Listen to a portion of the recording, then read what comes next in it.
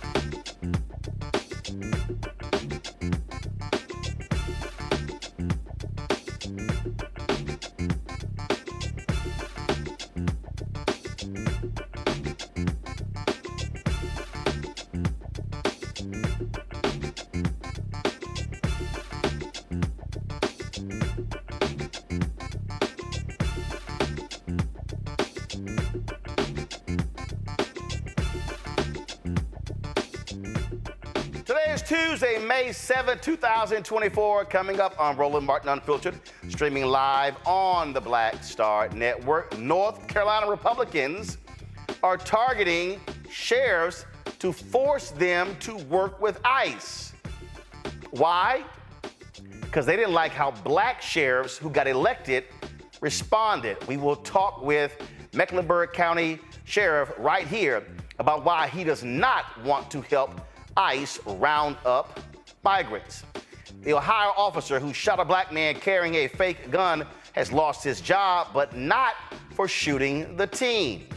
The Atlanta City Council unanimously approved a multi-million-dollar settlement in the death of a church deacon who died last year after being tased by a now fired Atlanta cop. And as you know, I was in Detroit yesterday with Vice President Kamala Harris on the second leg of her economic opportunity tour. Tonight, we'll recap what took place, but also break down for you exactly what the Biden-Harris administration has done and how it has impacted African Americans. Also, in tonight's HBCU Connect segment, I chat with the president of Wilberforce University, where I gave the commencement speech on Saturday. Also, FAMU, a lot of questions surrounding the $237 million gift they received. The vice chair of the board is calling for an emergency meeting to get more details. Plus, Texas Southern University has a new president. Folks, it's time to bring the funk. I'm Roland Martin Unfiltered on the Black Star Network. Let's go.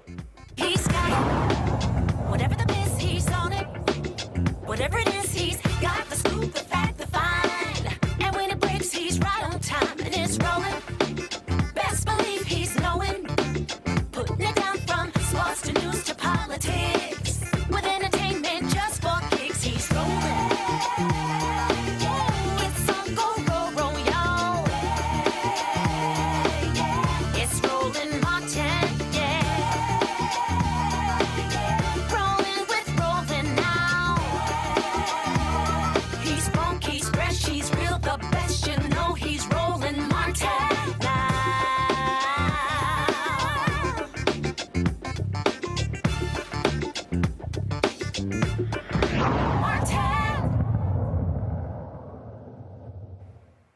This is what happens when Republicans have a supermajority in the legislature. In North Carolina, they are pushing through a bill that will require sheriffs to work with federal immigration officials. The bill cleared the House in 2023 and will require sheriffs to check the immigration status of people charged with felonies or serious misdemeanors. It stalled in the Senate last year, but the Chamber's Judiciary Committee recently approved it. A full Senate vote could come later this week. Democratic sheriffs in the state say it's more harmful to public safety if they work with immigration and customs enforcement agents. Gary McFadden is the sheriff in Mecklenburg County. He's been quite vocal about his opposition to helping ICE. He joins us now from Charlotte. Sheriff McFadden, glad to have you here. So first, for you, what is the main reason why you do not want to work alongside or help ICE? Well, let me first explain. Thank you so much, my brother, for having me. Mm-hmm. We do cooperate with ICE. Here's what happens. North Carolina General Statute 162.62 mandates every sheriff in North Carolina to work with ICE. So we actually do. We contact them. We tell them where the individual is, but the last one hurts them. We cannot hold someone in custody after a judge signs an order for us to release them. So they just don't like the last part of that law that mandates every sheriff in North Carolina to work with ICE.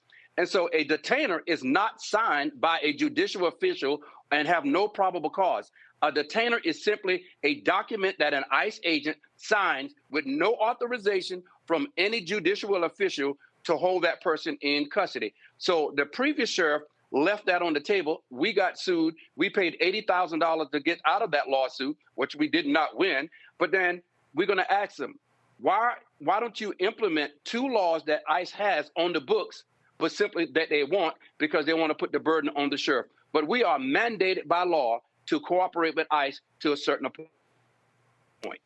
So, again, what you have, this is a perfect example of how Republicans don't really like local control for things that they don't agree with.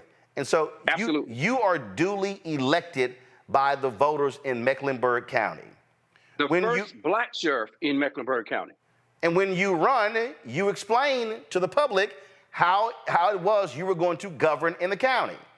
Here you have Republicans saying, yeah, we don't like the choices that you're making, which the voters approve, so now we're going to force you to do our bidding. And that's what they're doing. They actually called us the woke sheriffs. And of course, I had to come back with that. And so they danced around it. I said, why don't y'all talk about the black sheriff? Because 8 black sheriffs took over the entire state of North Carolina in one election. We did not know each other at the time, but we came together. And of course, they have picked one of us two off. But the majority of us are still here running the largest cities in North Carolina. And my city is the largest. Let's just be real clear. It's some other words they want to use when they say woke. Well, they said, they'll tell you that I was at a meeting and somebody said, and I said, if you say it, do not turn your head. And of course, they asked us to leave the meeting, and we did, but we were still outside saying what we want to say.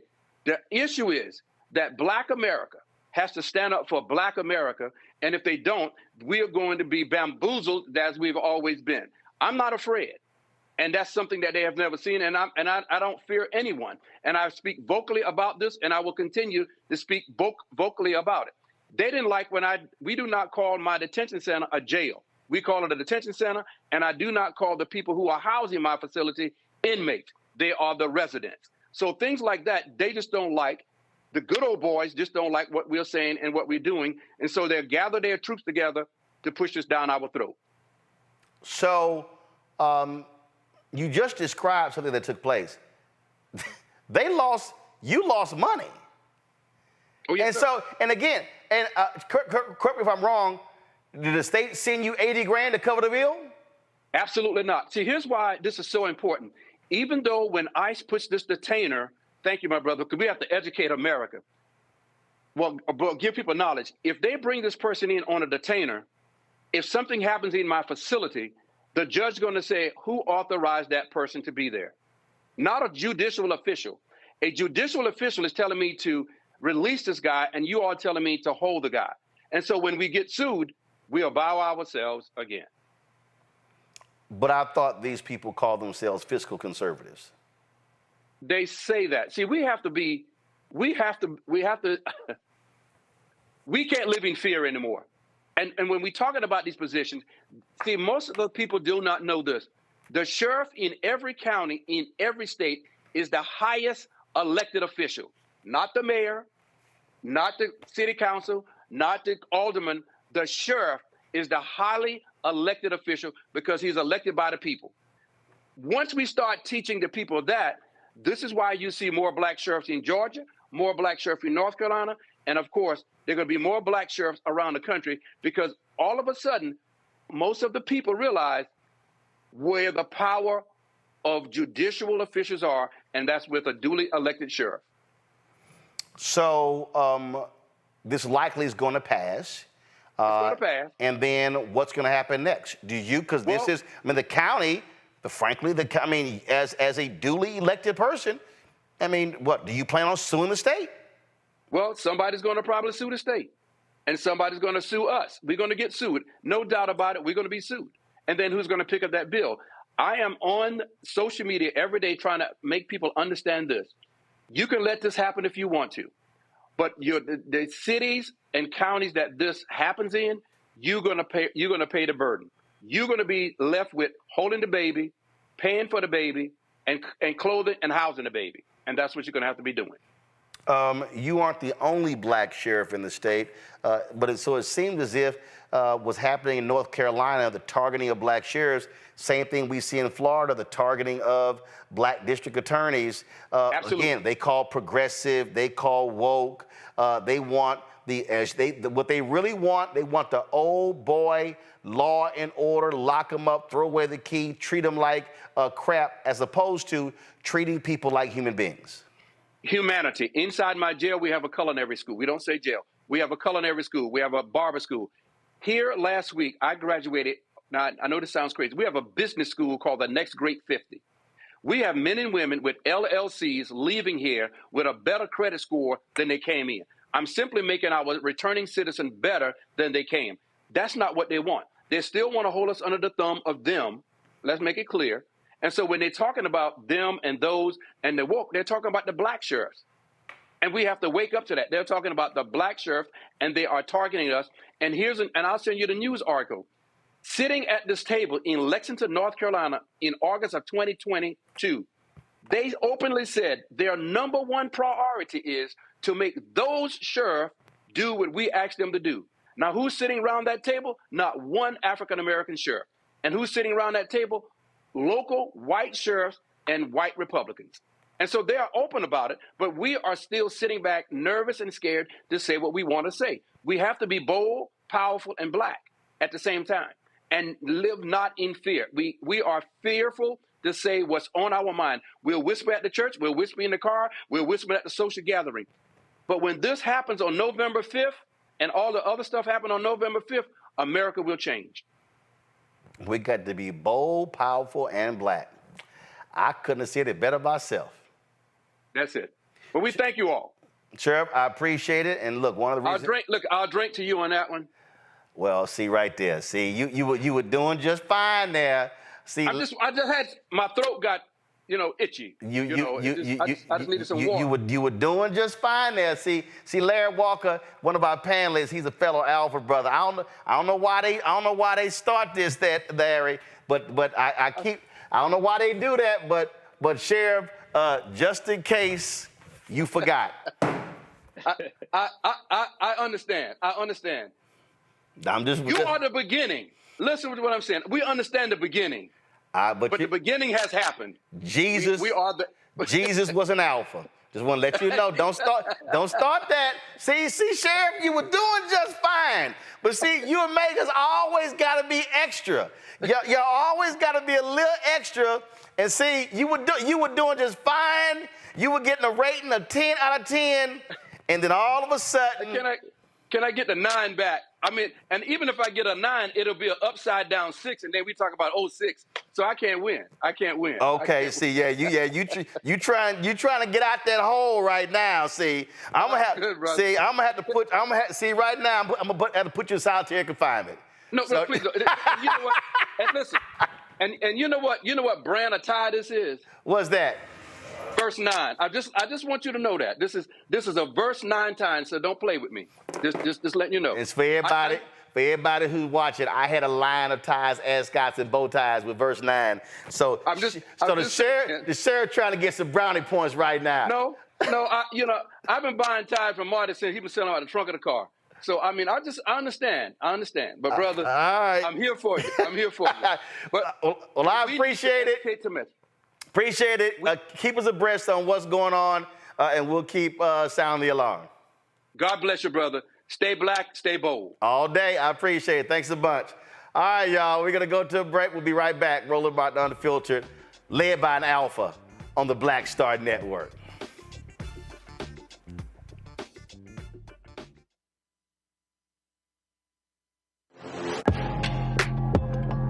A lot of y'all have been asking me about the pocket squares that we have available on our website. You see me rocking the Shibori pocket square right here. It's all about looking different. And look, summertime is coming up. Y'all know, I keep trying to tell fellas, change your look, please. You can't wear athletic shoes every damn wear. So if you're putting on linen suits, if you're putting on some summer suits, have a whole different look. The reason I like this particular pocket square, the Shibori, is because it's sort of like a flower and looks pretty cool here versus the traditional boring silk pocket squares. But also I like being a little different as well. So this is why we have these custom-made feather pocket squares on the website as well. My sister actually designed these after a few years ago. I was in this battle with Steve Harvey at Essence, and I saw this at a St. Jude fundraiser. I saw this feather pocket square, and I said, well, I got some ideas. So I hit her, and she sent me about 30 different ones. And so this completely changes your look. Now, some of you men out there, I had some dudes say, oh, man, I can't wear that. Well, if you ain't got swagger, that's not my problem. But if you're looking for something different to spruce up your look, fellas, ladies, if y'all looking to get your man a good gift, I've run into brothers all across the country with the feather pocket squares saying, see, check mine out. And so it's always good to see them. And so this is what you do. Go to RollinsMartin.com/pocket squares. You can order Shibori pocket squares or the custom-made pocket squares. Now, for the Shiboris, we're out of a lot of the different colors, and I think we're down to about 200 or 300. So you want to get your order in as soon as you can, because here's what happened. I got these several years ago, and the Japanese company signed a deal with another company, and I bought them before they signed that deal, and so I can't get access to any more from the company in Japan that makes them. And so get yours now. So come summertime, when I see y'all at Essence, y'all could be looking fly with the Shibori pocket square or the custom-made pocket square. Again, RollinsMartin.com/pocket squares. Go there now.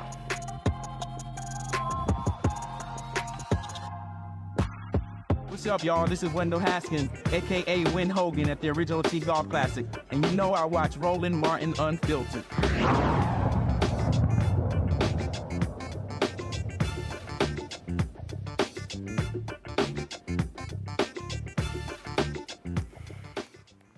All right, folks, introducing my panel. Randy Bryant, DEI disruptor, coming out of Washington, D.C. Dr. Larry J. Walker, assistant professor, University of Central Florida, out of Orlando. Glad to have both of you. Larry, I'm going to start with you. You've seen this up close and personal there in Florida. And this is what happens when Republicans get control. They literally are trying to shove policies down the throats of locally elected Democrats because they don't believe in local control. They believe in absolute power. Yeah, Roland, we've talked in your show a lot about this idea. Historically, Republicans talk about local control, but you're absolutely right. I mean, this highlights you talked about here in the state of Florida, and I'm here in Orange County, and we've seen the situation in terms you talk about with DAs being removed by the Governor DeSantis. But you're right. This is really about power, and as we move closer to the election next couple of months, it's really important for folks to understand what's on the line here, because what's happening in North Carolina, what's happening in Florida and various other states will only mushroom if things go a certain way in November, and then obviously whoever gets sworn in the presidency in January. So it's really important for folks, not only, I guess, obviously in North Carolina, and it was good certainly had the sheriff on, but it's really important that you're registered to vote, you mobilize, and you get out the vote. But not just that, we need to continue to make sure we support whether the sheriff or various other candidates that have an agenda that mirrors the values and morals of the local community. And what I really love about what the sheriff had to say is about being Black and being bold in our society. Because look, Roland, we talked about this on your show a lot. If Black folks aren't continue to be proactive, then you'll see the things we've seen with Louisiana, in which you have these regressive policies being rolled in by the new governor that are going to continue to hurt Black folks, not only now, but in the years to come. So once again, we have to, like you said, we have to be black and bold, but we have to be very careful in making sure that we don't allow these folks to, in with local, state, and federal elections, win in November, or this is going to get a lot worse. See, Randy, when you talk about playing chess, some folks don't understand what chess means. You have a bunch of people out here who love just to run their mouths, love to trash talk, and love to say all these different things. I was dealing with some of these fools earlier, and what was interesting me, was really interesting to me, Randy. I love these people who are like, oh, all you do, you on the Democratic plantation, you a shield, that's all you do. But here's what they don't understand. This is a perfect example. If you don't vote in state rep and state Senate races, and if you don't even have candidates that run on the Democratic side, then you're guaranteeing Republicans have an easier path for absolute control. Republicans have supermajorities right now: Texas, Mississippi, Alabama, Florida, Tennessee, South Carolina, North Carolina. Those are 7 states with significant Black population, meaning they can pass anything without any Democrats. So when you're talking about electoral politics, you may not be able to take control of the whole state, but you can keep them from having a supermajority, which means they have to get votes from the other side to pass anything.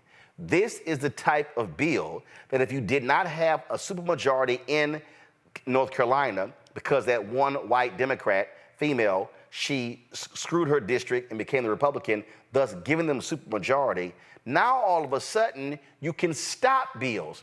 See, it's not always about can you have control of the body, can you also stop them from having total control in order to be effective? Correct. I agree with you 100%. I mean, we're seeing even with the sheriff, if we did not have him there being bold and being Black and seeing the humanity in people and trying to advocate for the best for them, where we'd be, even though he is being steamrolled because of the fact that the Republicans have played chess. We have to give them credit for the game that they've played, where they are seeing 3 moves ahead of us and putting people in office so our voices are not heard whatsoever. And that is completely intimidating and scary because we now have people at the reins who are not thinking about us. I tell people, I understand you may not like the way that the system is set up now, but it is the system that we have. And so while we have this system, we at least want to play it as best as we can, or we end up in these situations. Being apathetic and not voting and just saying, I don't like the way things are, so I'm not going to participate at all, is just laying over and dying. I mean, it's just saying that you have absolutely no hope and you're giving up and you're giving our power to people who clearly want to take it away at every step. Absolutely. And again, when we talk about this, so many of these people, Larry, just don't get it. They don't understand what's going on. They don't understand how politics operates. And so when you have to get 3, 5, 7 votes across the aisle, you now have to negotiate. You now have to compromise. You know, and okay, so for the people out here, and this is what I'll say to all the people and all you YouTube political scientists, all of you YouTube economists, all of you folk who ain't covered nothing, who don't talk to nobody, who have no understanding of politics, by all means, please explain to me how, show me how the things that y'all claim y'all want are going to happen when Republicans are in total control. All y'all tangibles people, all y'all FBA people, I see all the bullshit of y'all seeing on my Twitter feed. Show me, please, I'll wait, how all the things that you claim you want, please, by all means, show me how you're going to get them from Republicans. Yeah, like I said, I'll wait, Larry. Yeah, Roland. You know, one of the great things about your show is that you consistently are consistent about the importance of, like I say, making sure people register to vote, but also these, you know, one of the things about social media is there are a lot of voices out there. People have podcasts and everyone has an opinion, but just because you have an opinion doesn't make you an expert. And so, like you said, for a lot of those, you know, external voices, people out there describing some, you know, why we should, you know, vote this way or that way. The bottom line is, as we're seeing evidence the last couple of years, you talk about North Carolina, Florida, Louisiana, we could keep going, is that this situation in this country will continue to, our democracy will continue to decline if we don't take a stand. And Roland, as you use Louisiana as an example in particular, if we're not, especially as Black folks, if we're not actively engaged, first of all, pushing against the misinformation in our own community, but secondly, if we once again aren't making sure every black person of all ages is registered to vote, then what we see in Louisiana will become the national model under a Trump administration. And I know, like I said, certainly local and state elections are very important. But those elections the last couple of years and a lot of these right-wingers that have been getting in office, they're not telegraphing what's going to happen at the federal level. So if we're not making sure we have candidates running against a lot of these right-wingers in every possible district, we're going to find ourselves, and like you said in Florida, certainly in Florida, when you're dealing with these supermajorities, when Democrats have little to no power to make, you know, in terms of policy decisions. So it's critically important that we stay actively engaged and that we continue to fight regardless of all the rhetoric we hear from, like I said, these podcasters and these other folks who don't have a policy background. They don't have any background in anything, and they're just somebody in their garage trying to talk about a variety of topics they have no expertise in. And see, again, the thing here, Randy, that I just keep emphasizing, all of y'all FBA, B1 people, you name it, okay, let's talk hardcore politics. Please show me how you are going to get the things you say you want by sitting out the politics. Well, this is... Please show me how it's going to happen if you stay on the couch. Because here's what they don't understand. When Black voter participation drops, what you've now done is you've made it easier for your opponents to win. So when you decrease, so already we're not the dominant voting bloc in most places. There are cities in America where African Americans are 30, 40, 50+%. Absolutely. So for instance, African Americans are the majority of voters in the Democratic primary in South Carolina. Republicans control every statewide seat, meaning you can win the Democratic primary with Black voters. You can't win the state in the general election without white voters. So what these people don't understand is what you're seeing in North Carolina, the attacks on these sheriffs, is a direct result of folks not voting, one, when Sheriff Beasley was running for Chief Justice of the state Supreme Court, lost by 400 votes. Then she ran for the U.S. Senate because she lost that seat. Republicans now control the state Supreme Court. I was in Nashville a few weeks ago when I met Judge Anita Earls. They actually wanted to impeach her. They investigated her in North Carolina because she dared to comment about diversity in the judiciary.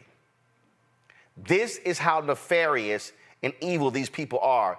But again, all of the people who love talking trash on social media and on YouTube and other platforms about how, oh, you a sellout, you a shield, you on the plantation, by all means, show me how y'all gonna get anything checking out of politics. Randy, go ahead.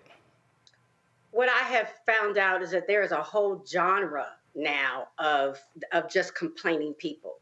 they get numbers, they get off on really just complaining and talking about what everybody else is doing, yet they are doing nothing. They are completely apathetic. They are not in any way showing any actions. They're not bringing any solutions to any problems. I was raised, you bring up a problem, you got to come with a solution. No, they just talk about problems. So they're more comfortable going against you or anyone else who is begging us, begging our community to please be active. Don't be apathetic. We need us right now. No one's going to save us but us. They would rather complain than acting. And it excuses their own apathy. It excuses their own laziness, because it's easy to sit on a couch and complain and talk about what everybody else is doing, particularly when you're not doing anything. And we can't afford not to do anything right now. Absolutely. All right, folks, got to go to a break. We come back. Roland Martin Unfiltered. Lots for us to talk about, including an officer being fired in Ohio who shot and killed a black man. But that wasn't why he was actually terminated. We'll talk about that. We'll also talk about Vice President Kamala Harris making her trip to Detroit, talking about economics, black economics. And we're going to do a deconstruction, breakdown for you what she had to say and actually what the impact has been for African Americans. Oh, and all you tangibles people, I'm going to explain to you how the Biden-Harris administration going after and trying to fix the racism in home appraisals that could have a $100 billion impact on black people. Tangible. Folks, support Roland Martin Unfiltered. Be sure to join the Bring the Funk fan club. Your checks and money orders and your donations allow us to be able to cover the stories, to travel around the country, to have the multiple shows on the Black Star Network. You, of course, send your check and money order to P.O. Box 57196, Washington, D.C., 20037-0196. Cash App is $RM Unfiltered. PayPal R Martin Unfiltered. Venmo is RM Unfiltered. Zelle, Roland at RolandSMartin.com. Roland at RolandMartinUnfiltered.com. We'll be right back. First, President Barack Obama's road to the White House. We got about 500 copies of the book available. And so this actually is all of the coverage of the 2008 election. But the other thing is this here. I talked to folks like Malik Yoba, Hill Harper, Erica Alexander, Kevin Lau, Spike Lee, Tatiana Ali. There's a lot of behind-the-scenes stuff in here as well, where I talked about some of the stuff that went down at CNN. Also, when you go through here, a lot of the photos that you see in here, photos that I actually shot, photos that were my time at CNN. And so what I decided to do, because one, I published the book and I own it myself, is that so I said, you know what, I'm going to slash the price to $10. And so we're going to have shipping and handling, $5.99. I'm going to personally autograph every copy. I'm not reprinting the book. So once we are sold out of these 500, that's it. They're gone. So you can go to RolandSMartin.com/the-first to get a copy of this book. Everybody who orders this book through the website, not on Amazon, only through RolandSMartin.com, I will personally autograph and mail you a copy of this book. It's all of the covers, the actual interviews that I did with him. And just to show you, of course, when it came out, there's actually even in here the interviews that I did with him and Michelle Obama, which won TV One cable networks its first 2 NAACP Image Awards. And so all of that for $10. Shipping and handling is $5.99. So go to RolandSMartin.com the first and order your copy today. Fanbase is pioneering a new era of social media for the creator economy. This next generation social media app with over 600,000 users is raising $17 million, and now is your chance to invest. For details on how to invest, visit startengine.com/fanbase or scan the QR code. Another way we're giving you the freedom to be you without limits. Hi, everybody. I'm Kim Coles. Hey, I'm Donnie Simpson. Yo, it's your man Dion Cole from Blackish, and you watch Roland Martin Unfiltered.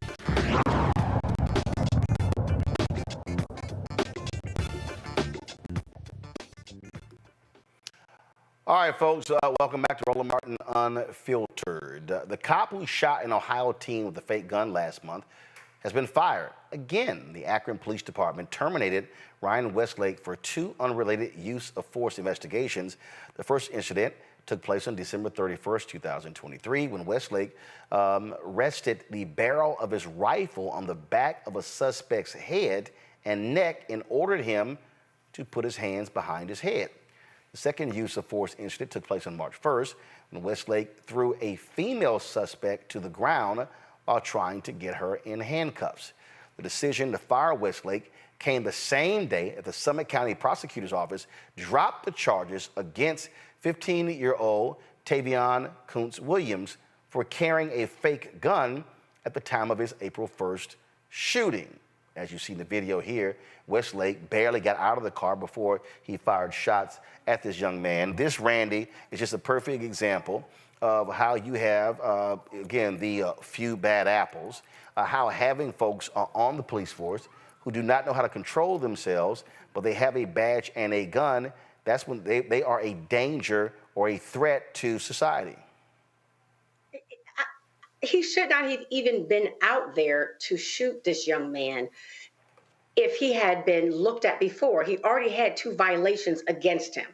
One, that was just the fact that he put the gun, the butt of his gun against someone's head and then grabbed the young man by his, the twist in his hair, shows a very violent nature. And so while he was not put on a leave of absence then and was still patrolling our streets, the people who are supposed to keep us safe, but really seems like he is out with a vengeance to attack our people any opportunity he gets, is a serious issue, an issue that we keep seeing over and over again.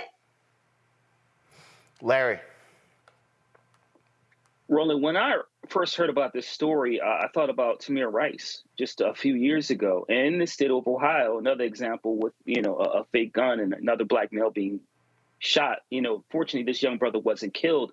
But I got to tell you also, as a father of a black male, these stories are just the level of trauma we have to constantly deal with. So I think it's really important to remember that, this situation with this police officer, there's going to be an appeal process. So, while we're having a discussion about that officer losing his job, I remind those who are watching, if you live in Ohio, you live in Akron, you live in the metropolitan area, you need to be aware that there is still an appeals process and this individual could still get their job back. So you need to be vigilant, whether it's the NAACP or various other civil rights organizations in the area, Divine Nine organizations need to make sure that this law enforcement officer doesn't get an opportunity not only to harm another black child, but to hurt any other black folks. His sister he hurt, the other brother, he put the barrel of his gun. These are all traumatic events that those folks may never get over. But we have to keep law enforcement officers like this off the street. These stories only happen too much in the black community. And that's why it's important we have these conversations in your platform. Speaking of the cop that's being fired, the city of Atlanta will pay millions to the family of a church deacon who died last year after being tased during an exchange with cops. The Atlanta City Council unanimously approved a $3.8 million settlement for the death of 62-year-old Johnny Holman Sr. He died due to the shock from a taser on August 10th last year. Holman's daughter, Amitra, released the following statement after the settlement. On behalf of my siblings and our entire family, we want to thank all the people across Atlanta who have supported us in our fight for justice for our father. The students, clergy, organizers, and artists who prayed, marched, and stood with us have been a true blessing. We are grateful that Mayor Dickens and the City Council have brought closure to this part of our fight for justice. We will continue to demand arrest of those responsible for our father's death. Amitra Holman's daughter, Kieran Kimbrough, was fired in October for not following the department procedures by not waiting until a supervisor arrived to arrest Holman. See, right here, Larry, which we explain to people. We talk about cops. It is not always black and white. It's often blue. And what you have is you have this arrogant nature, this arrogant attitude of we're in control, we run this, we can do whatever it is that we want. And so we see the same sort of actions from black officers. This cop, anybody who saw the video, was impatient, did not want to give this senior citizen the time to calm down, and he ended up tasing him, and he died as a result. This cop should have been fired. Absolutely, Roland, and he should never have the opportunity to be a law enforcement officer in any other jurisdiction. We know sometimes they make it easy for them to, once they get fired, move on to another state or county and also continue to be employed. But, Roland, you touched on a really important issue in terms of, there's a tradition in the Black community about being patient with those, who've come before us. And in this situation, an example, he lost control. And when you have a badge and a taser and a gun, there are times when you have to be patient. And like I said, especially with our elders in our community, to let them calm down before you decide to use something. In this case, you're responsible for his death. And we lose another elder, and this is another person in our community who has all these years of knowledge that we lose, that the family lose, that his church members lose.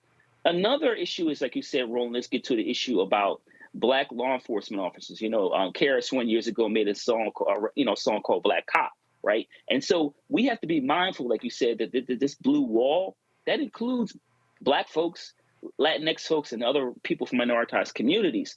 And so what happened is they become part of this group. And sometimes they contribute to dehumanizing their own people. And this is an example of that. Condolences to his family. This is a tragedy, but we need to do a better job to making sure, and before we hold law enforcement officers accountable, we have to make sure that this is not happening. But this is once again connected to how Black folks are dehumanized by our society. Indeed. Randy?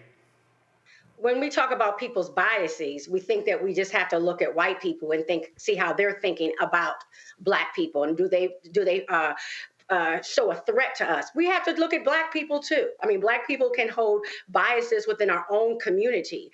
And it's important, particularly when they feel as if they're part of a larger organization or a more powerful organization like, Blue.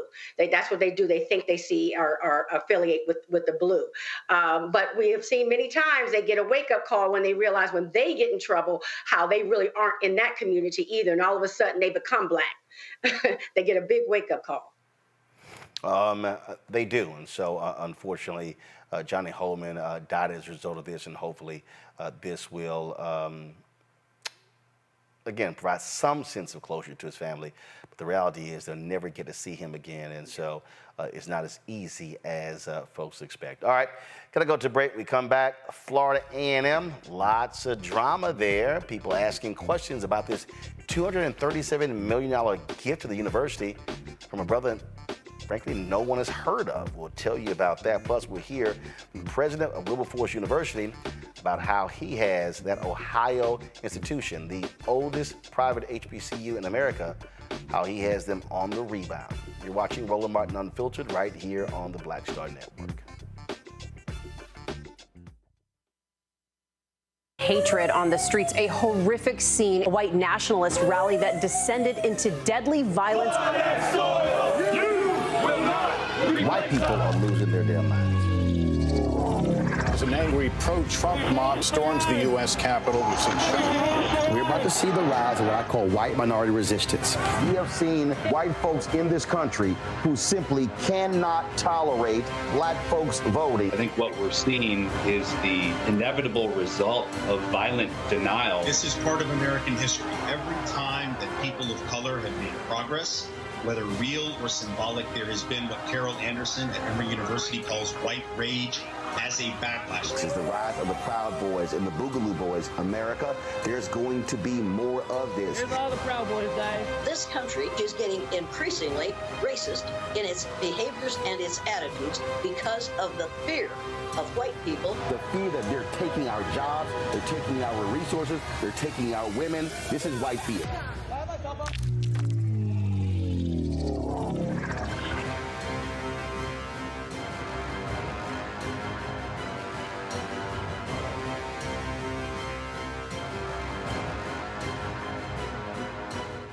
I'm Dr. Greg Carr, and coming up on the next Black Table, thinking about the Black freedom movement in a global way.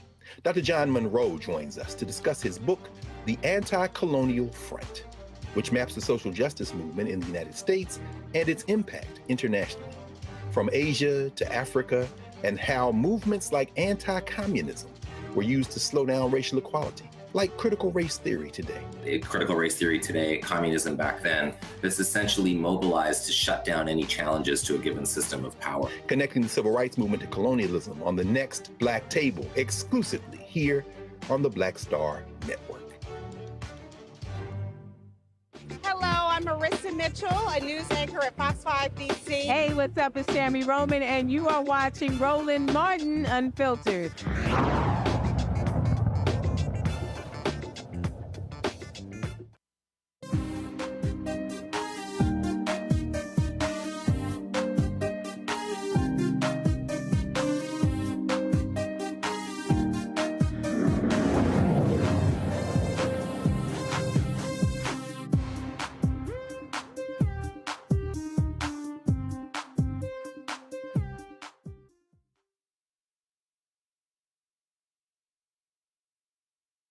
Massive donation.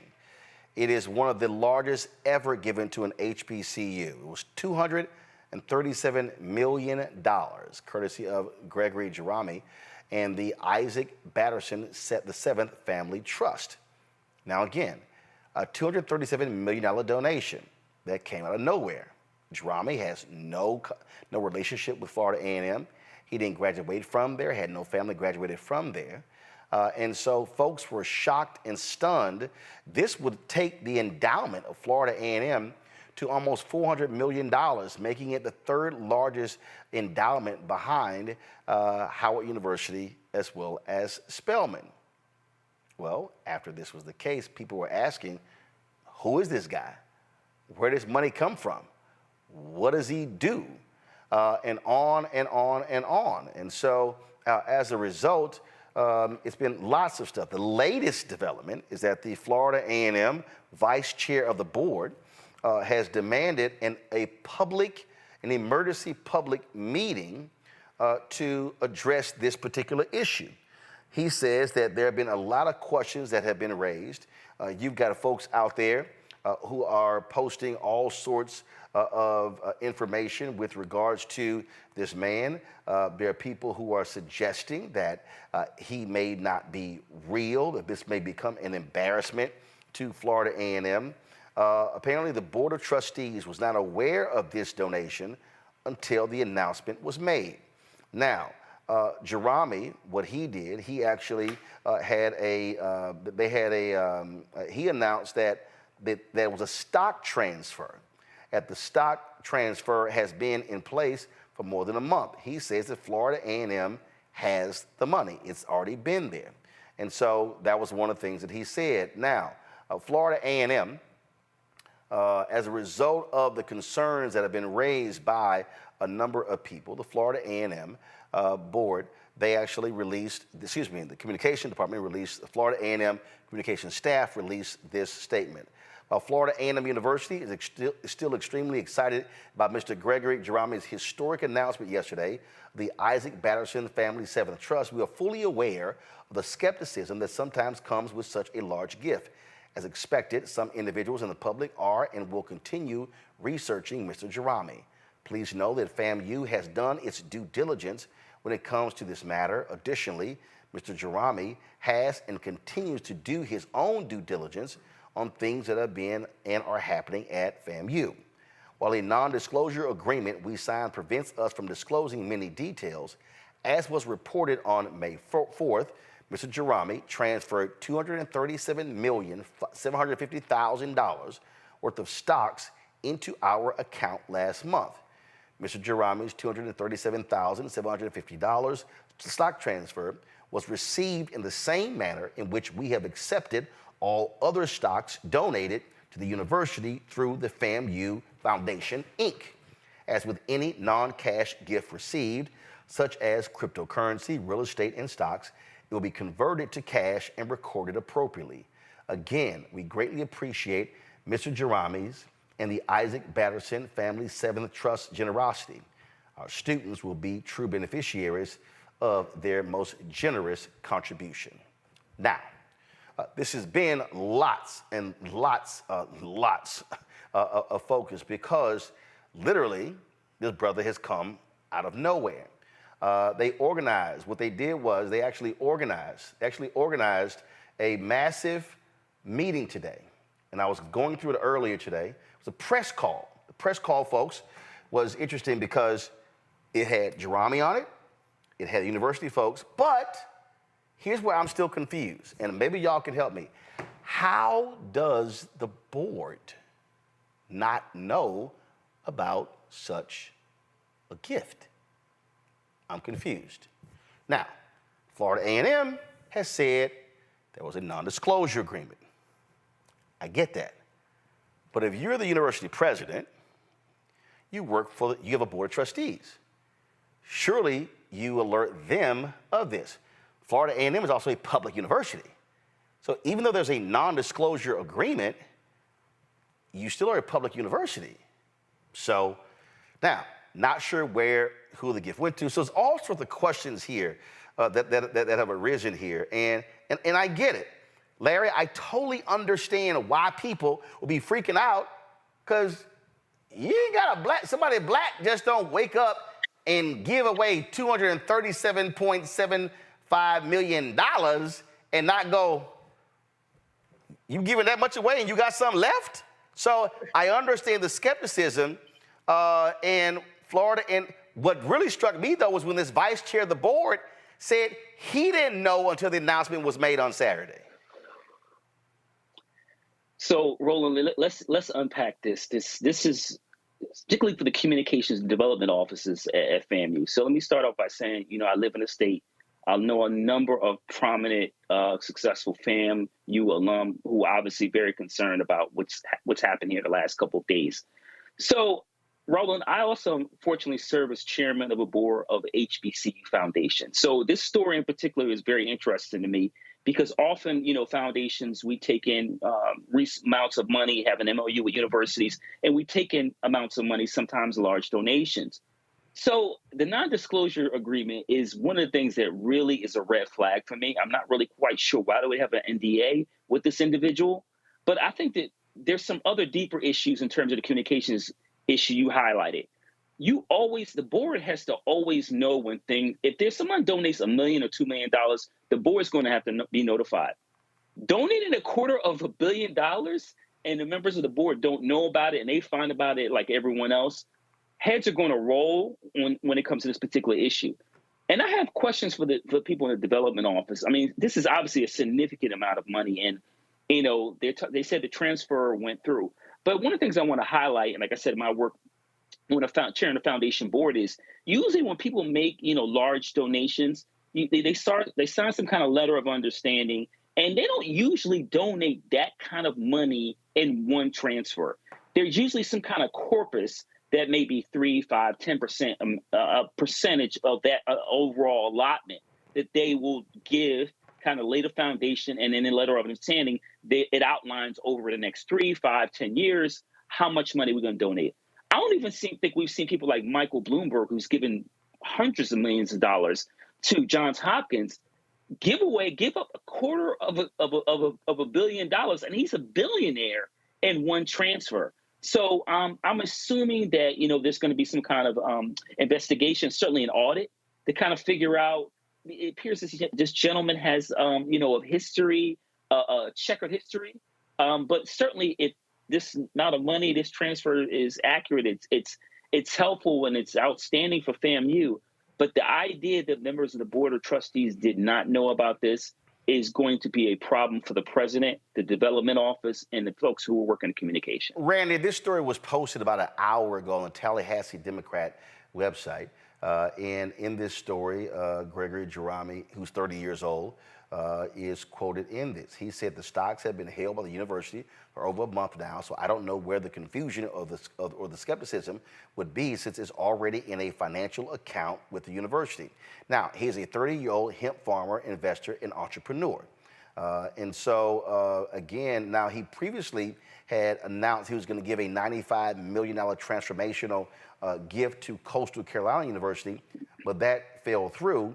as well. And so, again, you see here FAMU's communications office set up a late afternoon online news conference Monday afternoon with Jerami, founder of the Batterson Farms Corporation, to clear up miscommunicated information and set the record straight on the donation.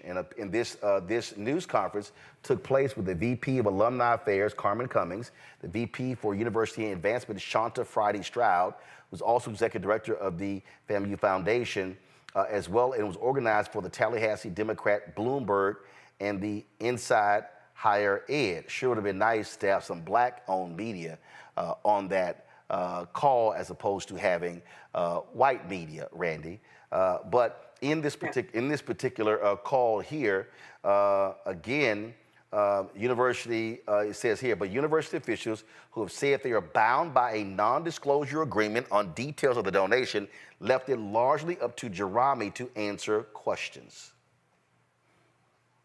Yeah, the lack of transparency definitely just is a red flag. You know, we as a community are already usually suspicious. Anything with money, we're going to say the Illuminati or something has something to do with it. But when you have a young man who's only 30 years old, given $250 million to a university, no one has ever heard of him, it's kind of suspect. I don't understand how a decision is made at an HBCU or any high institution of higher learning without the board of trustees being involved in that.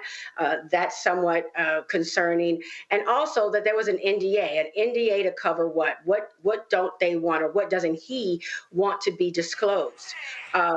And of course, the last two, you know, he tried to give donations to 2 other universities and the deal fell through. So I understand people's concerns. Of course, as a strong proponent of HBCUs and a graduate of one, I am praying that it is absolutely legit and FAMU gets many blessings from the money, but I understand the concern. Yeah, it's real. So the bottom line is people are raising the issues. And so, again, go back to the Tallahassee Democrat story. By Tuesday afternoon, the vice chair of Florida A&M's University Board of Trustees was calling on FAMU President Larry Robinson and Board Chair Christian Harper to convene a public emergency meeting for the university community to learn more about this donation. So we'll see what happens next. But again, I'm like you. People are asking, okay, it's stocks. What kind of stocks? In what companies? Is it legit? So listen, a lot of questions, and so we certainly will wait to see what happens next. Well, speaking of what happens next at Texas Southern University, they have a new president to announce. He, of course, the Board of Regents named James W. Crawford III to take over the university, replacing Leisha Crumpton Young, who stepped down after less than 2 years. Crawford comes to TSU from Felician University, where he served as president for nearly 2 years after filling the role on an interim basis for 9 months. He also served in the United States Navy for more than 30 years, retiring as a vice admiral and the 43rd Judge Advocate General. So you have that going on. All right, folks, on Saturday, I gave the commencement speech at Wilberforce University. It was a class of 81 folks. It was the largest graduating class in 10 years. And it was packed.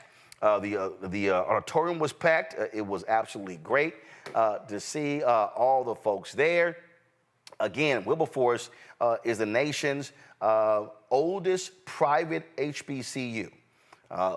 And of course, they date back a number of years, but they have been under some serious hard times. They also were the first college owned by African Americans, founded in 1856. They are affiliated with the African Methodist Episcopal Church. And like I said, lots of problems. They had long time Reverend Floyd Flake, former member of Congress. He was president of the university. Then they cycled through a number of university presidents after that. At one point, they had a deficit of more than $4 million, and enrollment had dropped to less than 500. The numbers were going down. They are now closer to 700. I talked to Dr. Van Newkirk Sr., who just completed his first year as president of Wilberforce, and he said things are on the rebound and things are looking up for Wilberforce. All right, Doc, first year down. Yeah, things are going good and the enrollment's up and we just feel good about being here. Talk about, again, coming here and what you walked into, and then what your focus is for the future. Well, we walked into an institution that had lost focus a little bit.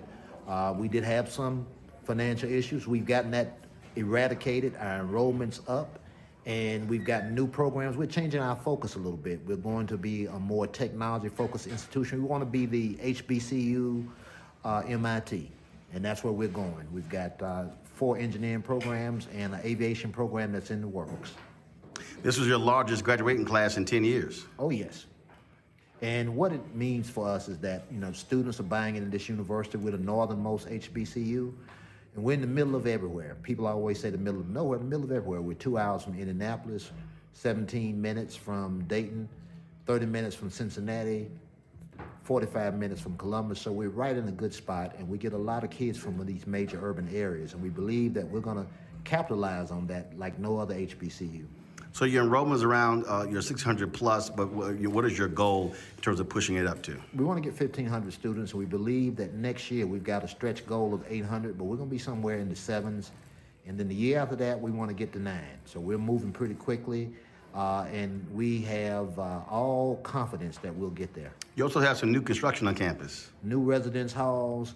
We're building apartment complexes. We're going in looking at the buildings that we have. We need to put up a new engineering building and music building for our fine arts programs. And those are our next objectives because we need to have that for our students and beds for our students to stay as they come here. You also have a lot of land to work with. From an acre standpoint, how large is the campus? Right as you see, we really are sitting on about 250 acres. Mm-hmm. There's about 140 cleared acres.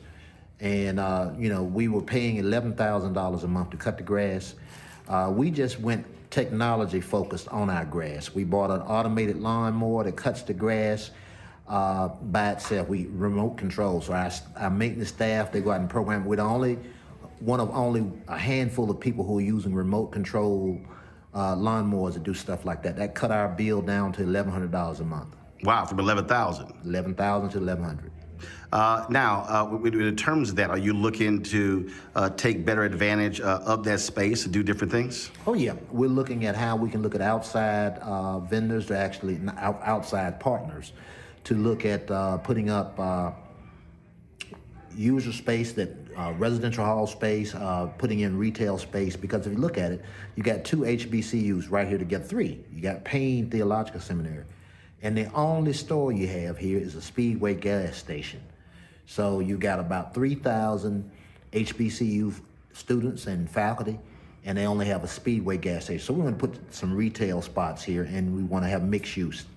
And that's what we have partners we're looking at and talking with now. And one of the things we were talking about earlier is that, because of your housing issue, you're having to rent or lease housing from Central State. Oh, yeah. We've got 200 beds over there we're leasing, and we've been looking at how we expand very quickly. We looked at purchasing an old nursing home in town, but that's not going to be sufficient. So what we've done this year, we're going to not only lease space at Central State, we're leasing a dorm from Antioch College, which is 6 miles away. So, that's going to get us through temporarily until we build our new buildings. And in terms of what is your message for your alumni? Obviously, alumni giving is always critically important. What is your message for them?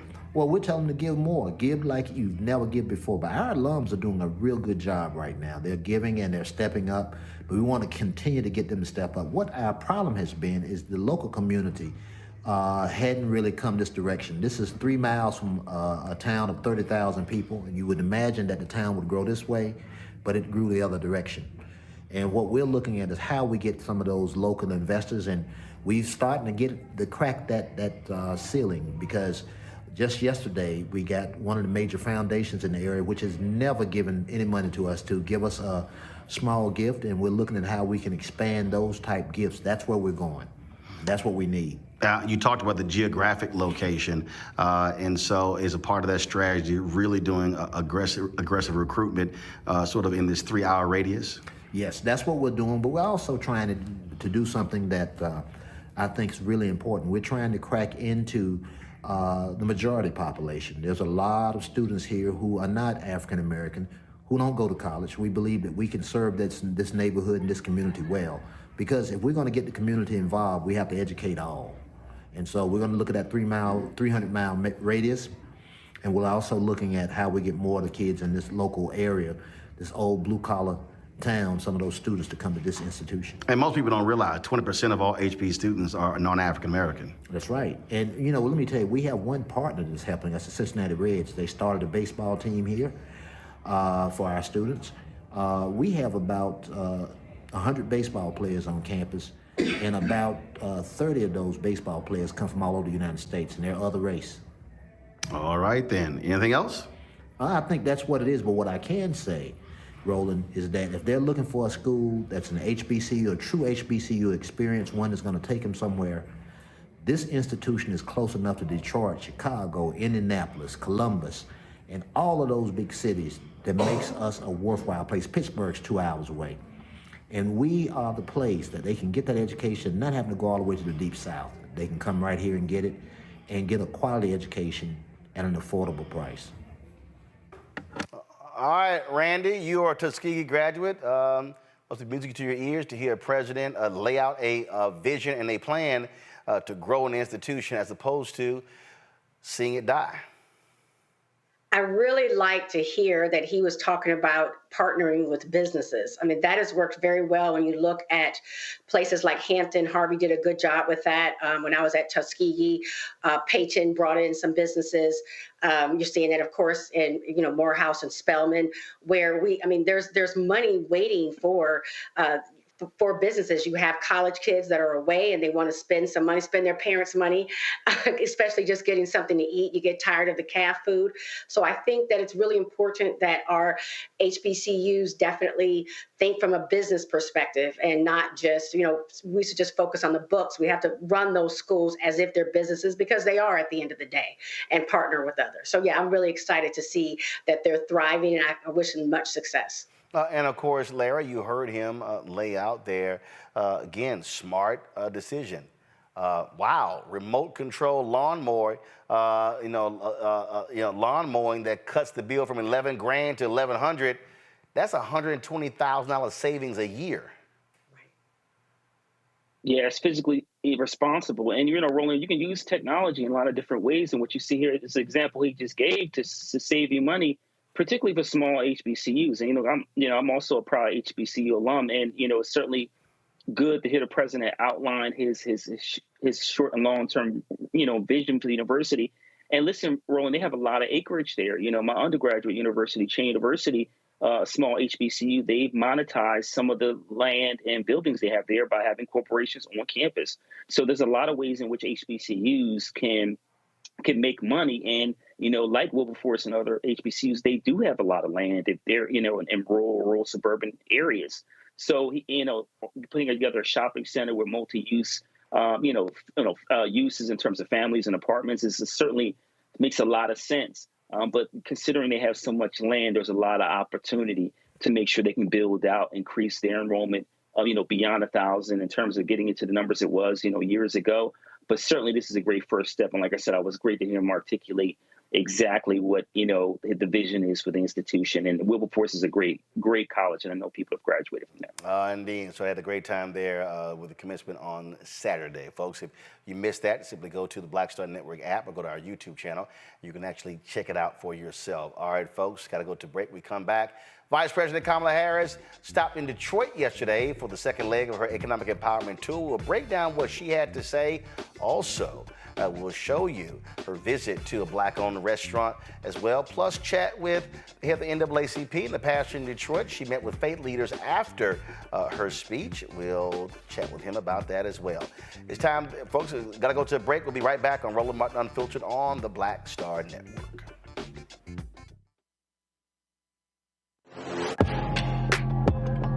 A lot of y'all have been asking me about the pocket squares that we have available on our website. You see me rocking the Shibori pocket square right here. It's all about looking different. Now look, summertime is coming up. Y'all know, I keep trying to tell fellas, change your look, please. You can't wear athletic shoes every damn wear. So if you're putting on linen suits, if you're putting on some summer suits, have a whole different look. The reason I like this particular pocket square, the Shibori, because it's sort of like a flower and looks pretty cool here versus the traditional boring silk pocket squares.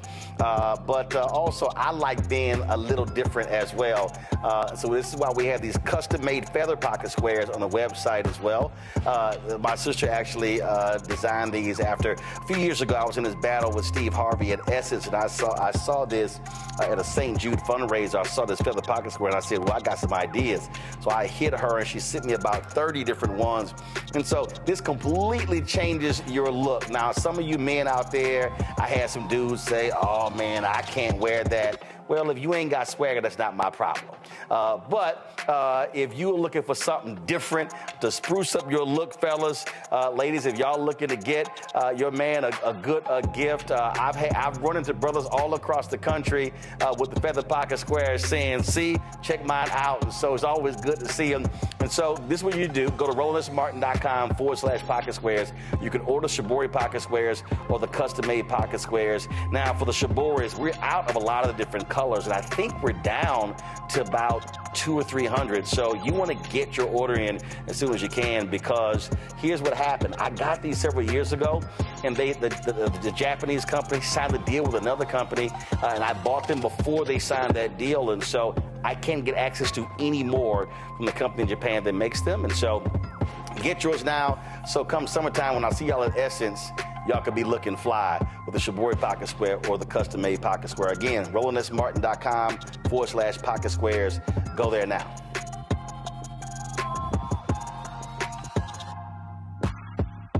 What's up, everybody? It's your girl, Latasha from the A. And you're watching Roland Martin Unfiltered.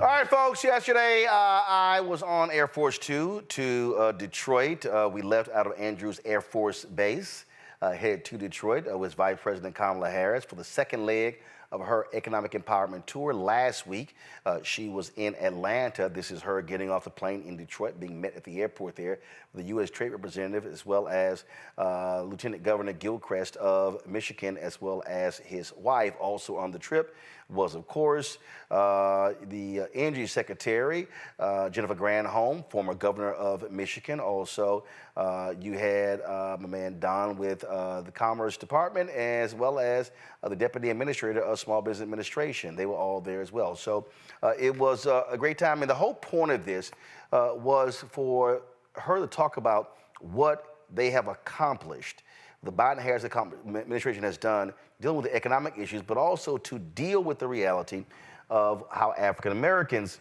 have fared under this administration. It was a very tough last couple of years, COVID under the orange one. And so they had to dig this economy out of a massive, massive hole. And so in her conversation, in her speech there, one of the things that Vice President Harris talked about was housing. And we've covered this a lot in terms of the impact on housing when it comes to the creation of wealth in America. This is what she said. Thank all of the extraordinary leaders who are here today. We are also helping more people buy a home. Home ownership is one of the most powerful engines of intergenerational wealth. It builds equity, which can help pay for a child's college education, or provide equity that then can be used as startup capital to start a business. But as a result of lasting legacies of structural inequities, such as segregation, redlining, and so-called urban renewal, today, Black Americans are 40% less likely to own a home. And this is a sad fact, and home ownership rates for Black men have been falling for 3 decades straight. We've got to do something about that. So to help address these disparities in our budget, President Biden and I outlined a blueprint to provide folks who are first in their family to buy a home with $25,000 toward a down payment.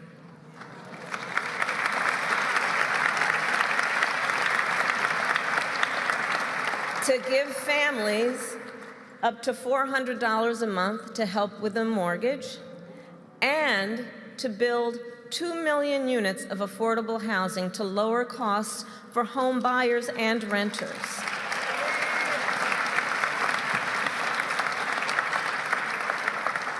We are also calling out and addressing the issue of racial bias in home appraisals.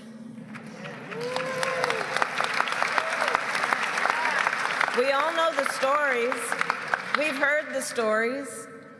The stories like of a black family that gets a home appraisal and the valuation is much lower than they know what their home is worth. So they get a new appraisal, only this time they replace their photographs with photos of a family friend who is white, and they ask that family to bring in the appraiser. And the new appraisal is much higher. We've heard those stories. Today, I am proud to report that we have made it now easier for more homeowners to appeal home appraisals, and we have reached a commitment that all licensed home appraisers be required to complete racial bias training. Now, I always get a kick out of folks who comment on social media, other platforms, complaining about, oh, she's doing nothing for black people. This is not impacting us. We want tangibles. We want to see results. So let me explain to those of you who don't quite understand what that appraisal discussion means. The Vice President didn't mention this. I wish her speechwriters had put this in there, because this is important. The Brookings Institution 2 years ago did a study. And in that particular study that they broke down, they talked about the impact on black people and these appraisals. Now, I want you to understand something. We're talking the 21st century. This is what they said. Racial bias in appraisals. It's called How Racial Bias in Appraisals Affects the Devaluation of Homes in Majority Black Neighborhoods. Jonathan Rothwell, Andre Perry. I'm going to go down here. I'm going to show y'all something that's going to blow y'all away. Because if you want to talk about how the Biden-Harris administration, by attacking this problem, actually impacts black people. So it shows you in here the data. This is what they say. They say, we continue to find that homes in black neighborhoods are valued roughly 21 to 23% below what their valuations would be in non-black neighborhoods. Neighborhoods with a majority of Latino or Hispanic, Asian American, or white residents do not experience home price devaluation using the same model. Now, here is, look at that big number right here. The cost of devaluation across 113 metro areas in the United States with at least one majority black neighborhood is approximately $162 billion. Let me repeat that again. Just keep it right there. The cost of devaluation across the 113 metro areas in the United States with at least one majority black neighborhood is approximately $162 billion. That's money that could be going to black people. That's money that black people could be used to invest, to give to churches, to give to HBCUs, to give to civil rights groups, to put into the stock market, to help their own kids buy homes. Y'all, these are black people with homes. And the Vice President talked about the low home ownership rate for African Americans. These are black people with homes. See, y'all might remember when I did the podcast of the conservative podcaster Patrick Bet-David. And he and I went back and forth because, he thought I was wrong. He thought, how dare I? He thought that I was just sort of making this thing up. And he called it anecdotal. And then he got really upset because I was challenging him on this very issue when it came to home appraisals. And he was like, you're just sitting there, bringing up, you're just bringing up, this anecdotal stuff. And I'm like, anecdotal? I'm bringing up anecdotal? No, I'm bringing up actual information. And so when I challenged him on it, then his own person, for some reason, couldn't pull it up. Because, see, Patrick, he didn't believe in systemic racism. But see, the fact of the matter is, this is what we see. And we see these things consistently. And so not only that, the Vice President also, in her speech, talked about a $100 million investment specifically for minority businesses there in Detroit. Listen.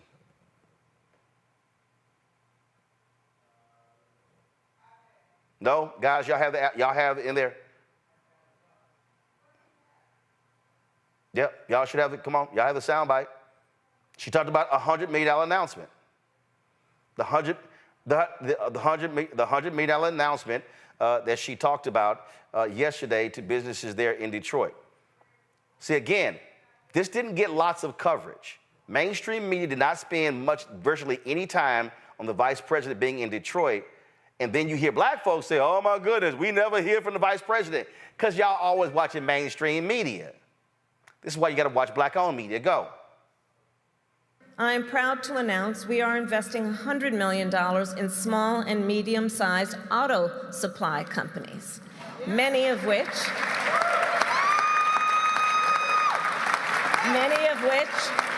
are black-owned and based right here in Michigan. These grants will allow businesses to upgrade production and production lines to produce parts for electric vehicles. I am also pleased to announce the launch of a new program that will match government-backed loans with private equity capital to help small and mid-sized auto suppliers access loans from $250,000 to $10 million.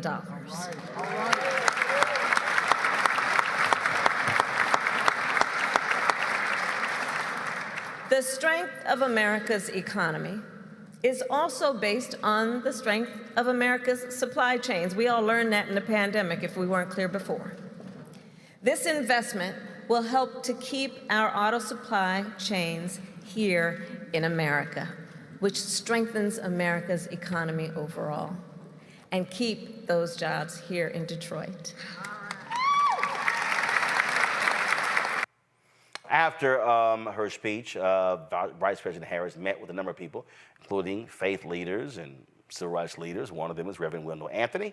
He is head of the NAACP there. Glad to have him back on the show. Reverend Anthony, the point I made there when I talk about the Vice President here in terms of the speech, what she talked about, even in Atlanta last week and this week, virtually no attention with mainstream media. And when black folks say, well, she's not talking to stuff that we care about, that's what the whole damn speech yesterday was about.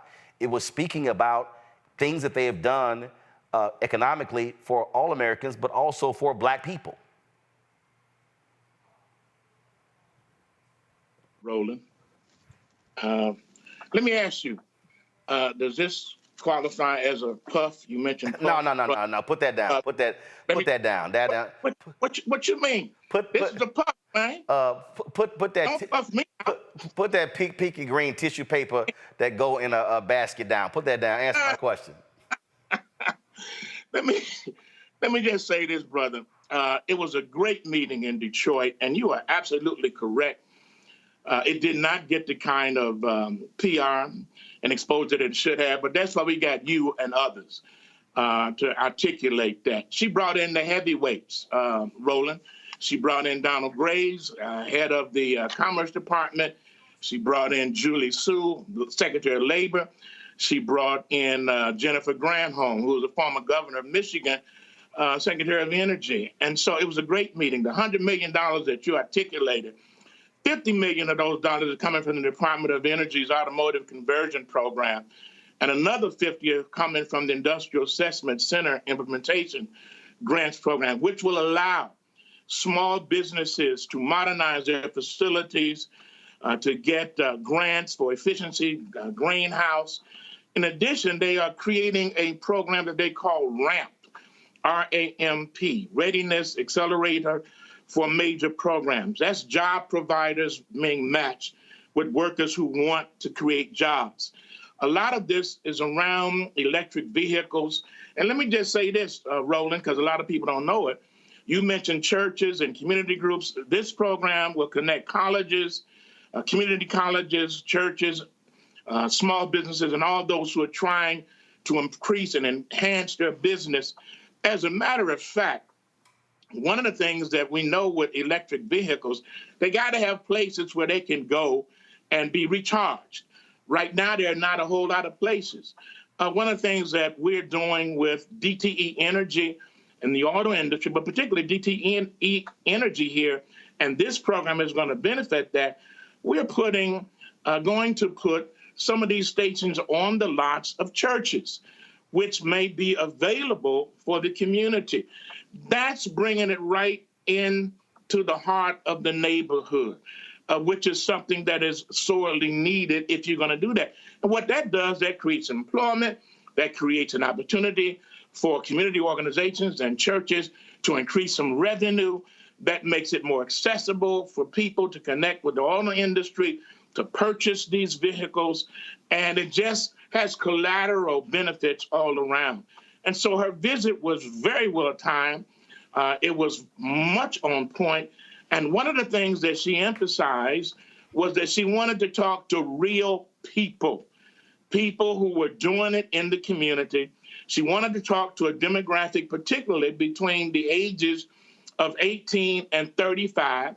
There are a number of them at the Museum of African American History, right in the heart of downtown Detroit or midtown Detroit. And I know that because I helped to get a lot of them there to make sure they connected with the Vice President of the United States. So it was a great meeting. It was a great hit. It just did not get the kind of coverage that it should, but we understand why. That's the challenge that we face. But yet we continue to have to enhance and to work creatively to increase the quality and the viability of the race. Well, one of the things that, and I said this to the White House as well, that it would have been great to be able to a couple of things that I think they should have done. One, I believe this here. Every time Harris and Biden speak, they need to have 3 to 5 students in the audience who got student loan debt relief. And they should say, Kim Smith, stand up. $78,000 in student loan debt relief. Right. John, $102,000 student loan debt relief. So-and-so, $55,000 student loan debt relief. One, because I believe you got to put a face on what you've done. Absolutely. 2, when Ron talked about this here, Ron Busby, U.S. Black Chambers, Inc., Jennifer Granholm, the acting labor secretary, Sue, he talked about black-owned businesses that were revived and coming back from COVID. Same thing. I thought they should have had the vice president say, so-and-so owns so-and-so. They were going out of business after COVID. We brought that business back. And now they're still in existence. They got X number of employees. And here and here and here. Again, to me, that's one of the ways you do. And then, of course, you make those folks available for us to talk to and interview. So now their stories are going out. And it's not just the vet. You have the vice president amplifying policy, but you have the real people amplifying how the policy impacted them. Well, again, sometimes you're on point, and again, you're on point with that. And so let me just say this. You're absolutely correct. And in the ministerial meeting, the faith-based meeting that she had following the meeting upstairs in the Big Dome area, I moderated that session. And part of what we talked about was not taking your light and putting it underneath a bushel. You a man of faith, Roland. You know exactly what I mean. You let your light shine, not necessarily to glorify you, but to glorify your works. Right. And those that happen. You might recall when we were in the midst of the challenge pandemically and et cetera. And Donald Trump, towards the end of his term, he sent out checks, and his name was on it, as if he were writing the checks. Right. And we all know he ain't wrote no checks to no person. He don't even pay his creditors. And so he ain't wrote nothing to the people around America. But when a brother or sister got that, oh man, Donald Trump sent me a check. I'm saying that it's all about the illusion of confusion with him. But in this situation, and we talked about it yesterday, we said, and I said to her very specifically, Madam Vice President, sometimes you got to go hard.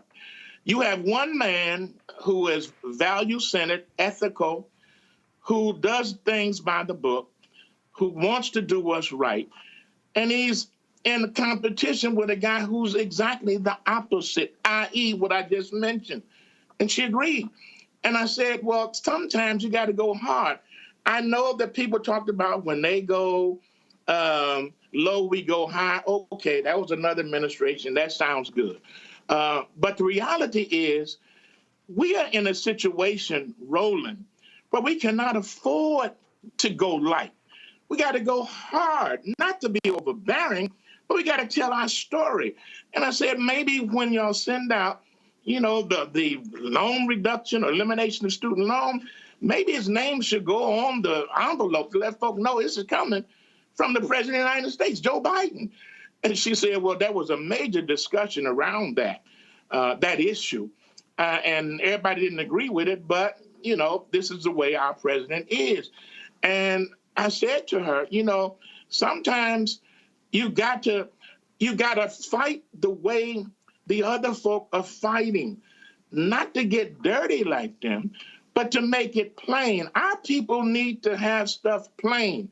That's why we said yesterday that the black media, and I spoke up for y'all, that the black media needs to be front and center. She agreed that we should not wait until 2 weeks before something big happens to send the information out. They need to be all during the course of this on point. I'm glad you were on Air Force 2 relative to coming in to be a part of this. And I got some good news for you, Roland, that you may not know. You mentioned earlier about home ownership, which has been the backbone of black economic development. Well, there was a study done recently by the University of Michigan here in the state of Michigan on the city of Detroit. A lot of people don't know this, but over the last few years, Detroit has seen the greatest increase in home value since 2014. Home values in 2014 were at $3.4 billion. In 2022, they rose to $6.2 billion. That's a major $2.8 billion jump in that time period. That's significant. And Roland, it happened in some of the most depressed communities that we have around the city. So I'm saying that all is not lost. And I agree with you, when people run around here talking and foaming at the mouth like nothing is happening, you're not checking out what's happening when it comes. And that's why what you do and what we try to do and others is so very, very, very important. People got to get the information, but at the same token, the people from the White House to your house and my house have got to tell the story, because the story is a good one. And the story is the best one right now that we got going for it. It's a perfect example. On Sunday, South Carolina Senator Tim Scott was on NBC. Oh, Lord, don't mention him. Lord have mercy. And he's an embarrassment, man. He's an embarrassment. Roland, come on, man. Well, he is a total embarrassment. Well, I just loves you. Come on, Roland. Well, I got to play this because here's a perfect example. Here's a perfect example of lying. And Kristen Welker corrected him on one of his lies, but there were multiple lies. And this is where, again, where I fundamentally believe White House should be firing back a hell of a lot harder. Listen to this. You were there for what is being described as an audition to be a potential VP pick with former President Donald Trump. So let me just ask you, did you discuss with the former president the possibility of being his running mate, Senator? No, man, what we talked about this weekend was how bad the economy is for single parents like the one that raised me. We had a lot of conversations around the room about the importance of eliminating Bidenomics, about the importance of getting inflation back down to 2%. We were just better off under President Trump. Inflation, Kristen, was at 2%, and we had the lowest unemployment rates for African Americans, for Hispanics, for Asians, a 70-year low for women. We had the highest funding for historically black colleges and universities in the history of the country under President Trump. So we were excited to have a conversation.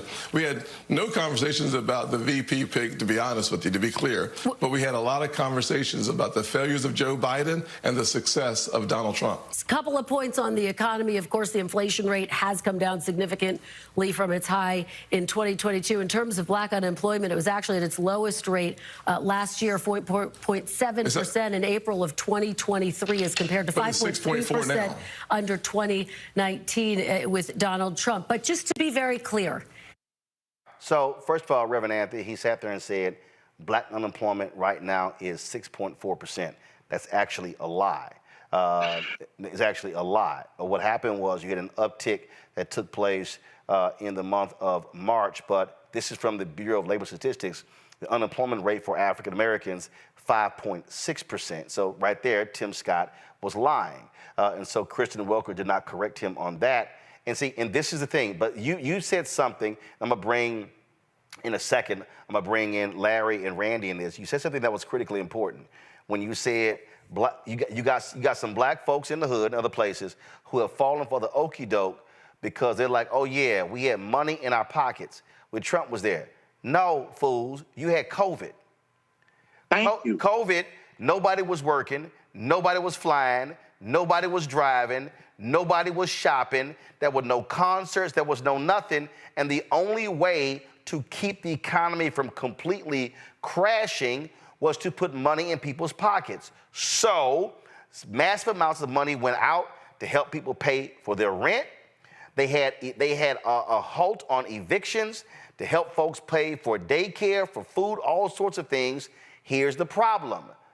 We're now in 2024. A lot of those programs started going away in 2022, 2023, and now 2024. And what I keep telling those folks, don't think for a second, if Trump wins a second term, your ass gonna get money, because that ain't happening again. That was a every 100-year pandemic. Now, maybe if they around 100 years from now, they might see some money in their pocket, but that ain't happening again. That was COVID that put the money all around and increased unemployment benefits. That is not happening again. Don't fall for the banana in the tailpipe. No, absolutely not. And quite frankly, your segment with Tim Scott, he was auditioning for vice president. That's why he did what he did. That's why he said what he said.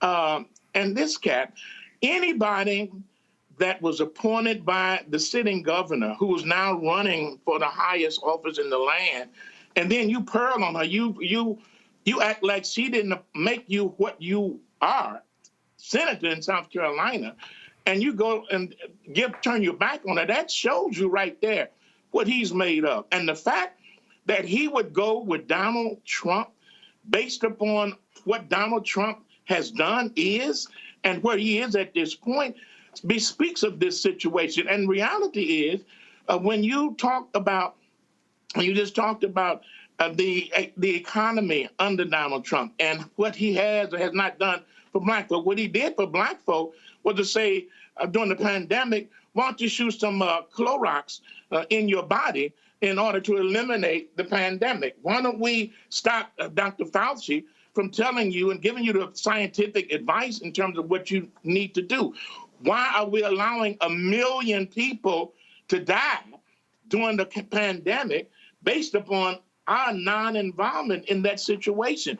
And so here we now have an opportunity to correct this and to bring something to the table for our people to take full advantage of it and to take us from here, and we're still hesitant.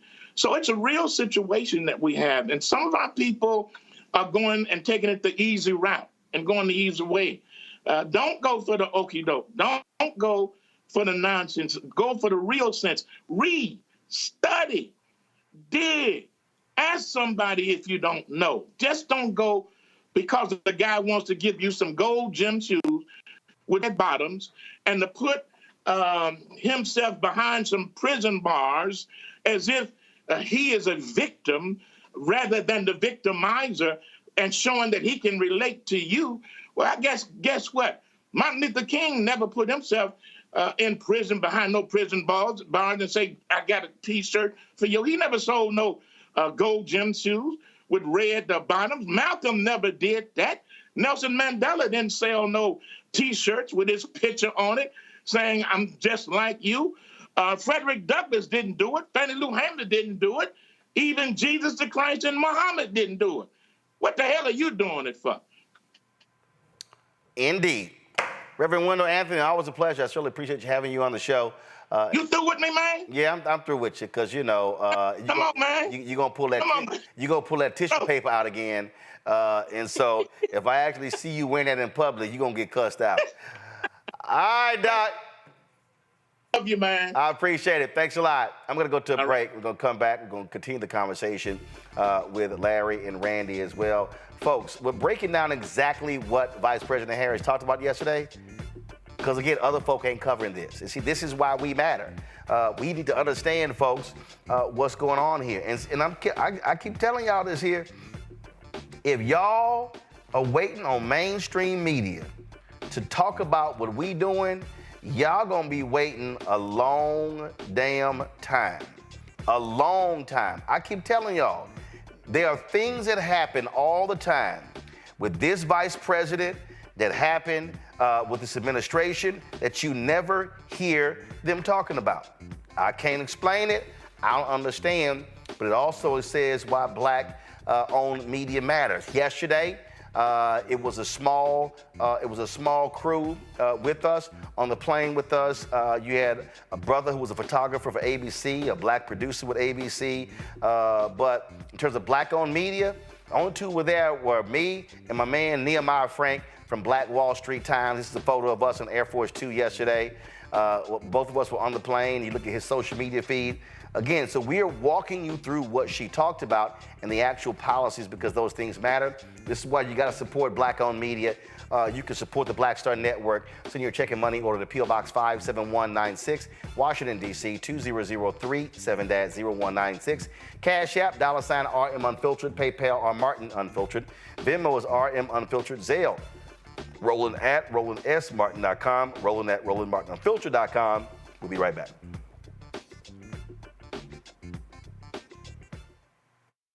Road to the White House. We got about 500 copies of the book available. And so this actually is all of the coverage of the 2008 election. But the other thing is this here. I talked to folks like Malik Yoba, Hill Harper, Erica Alexander, Kevin Lau, Spike Lee, Tatiana Ali.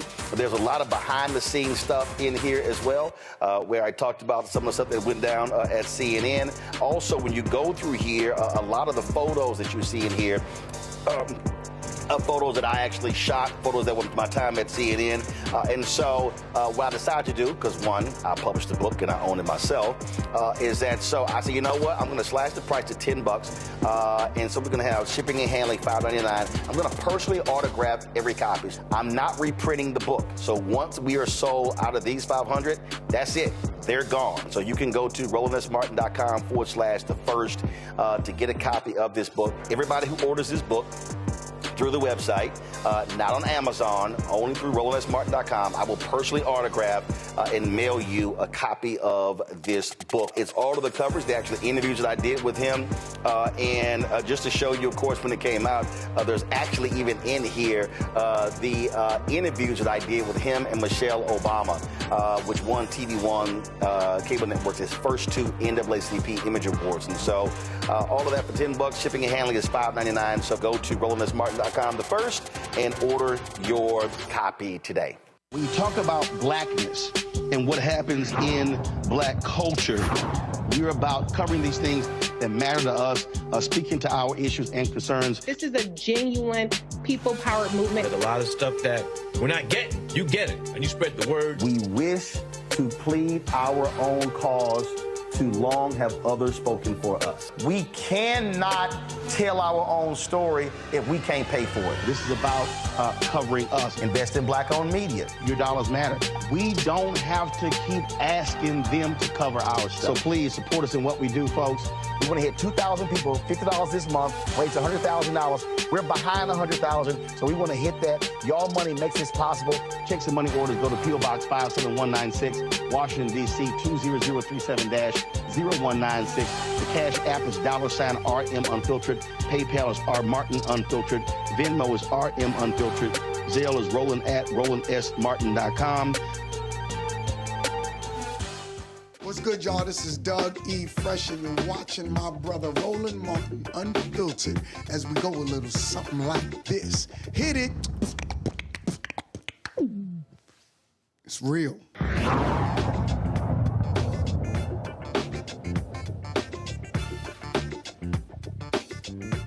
All right, folks. So I'm going to play another bite from the speech yesterday before I go to Larry and Randy. In her speech, Vice President Harris also talked about capital access for African Americans.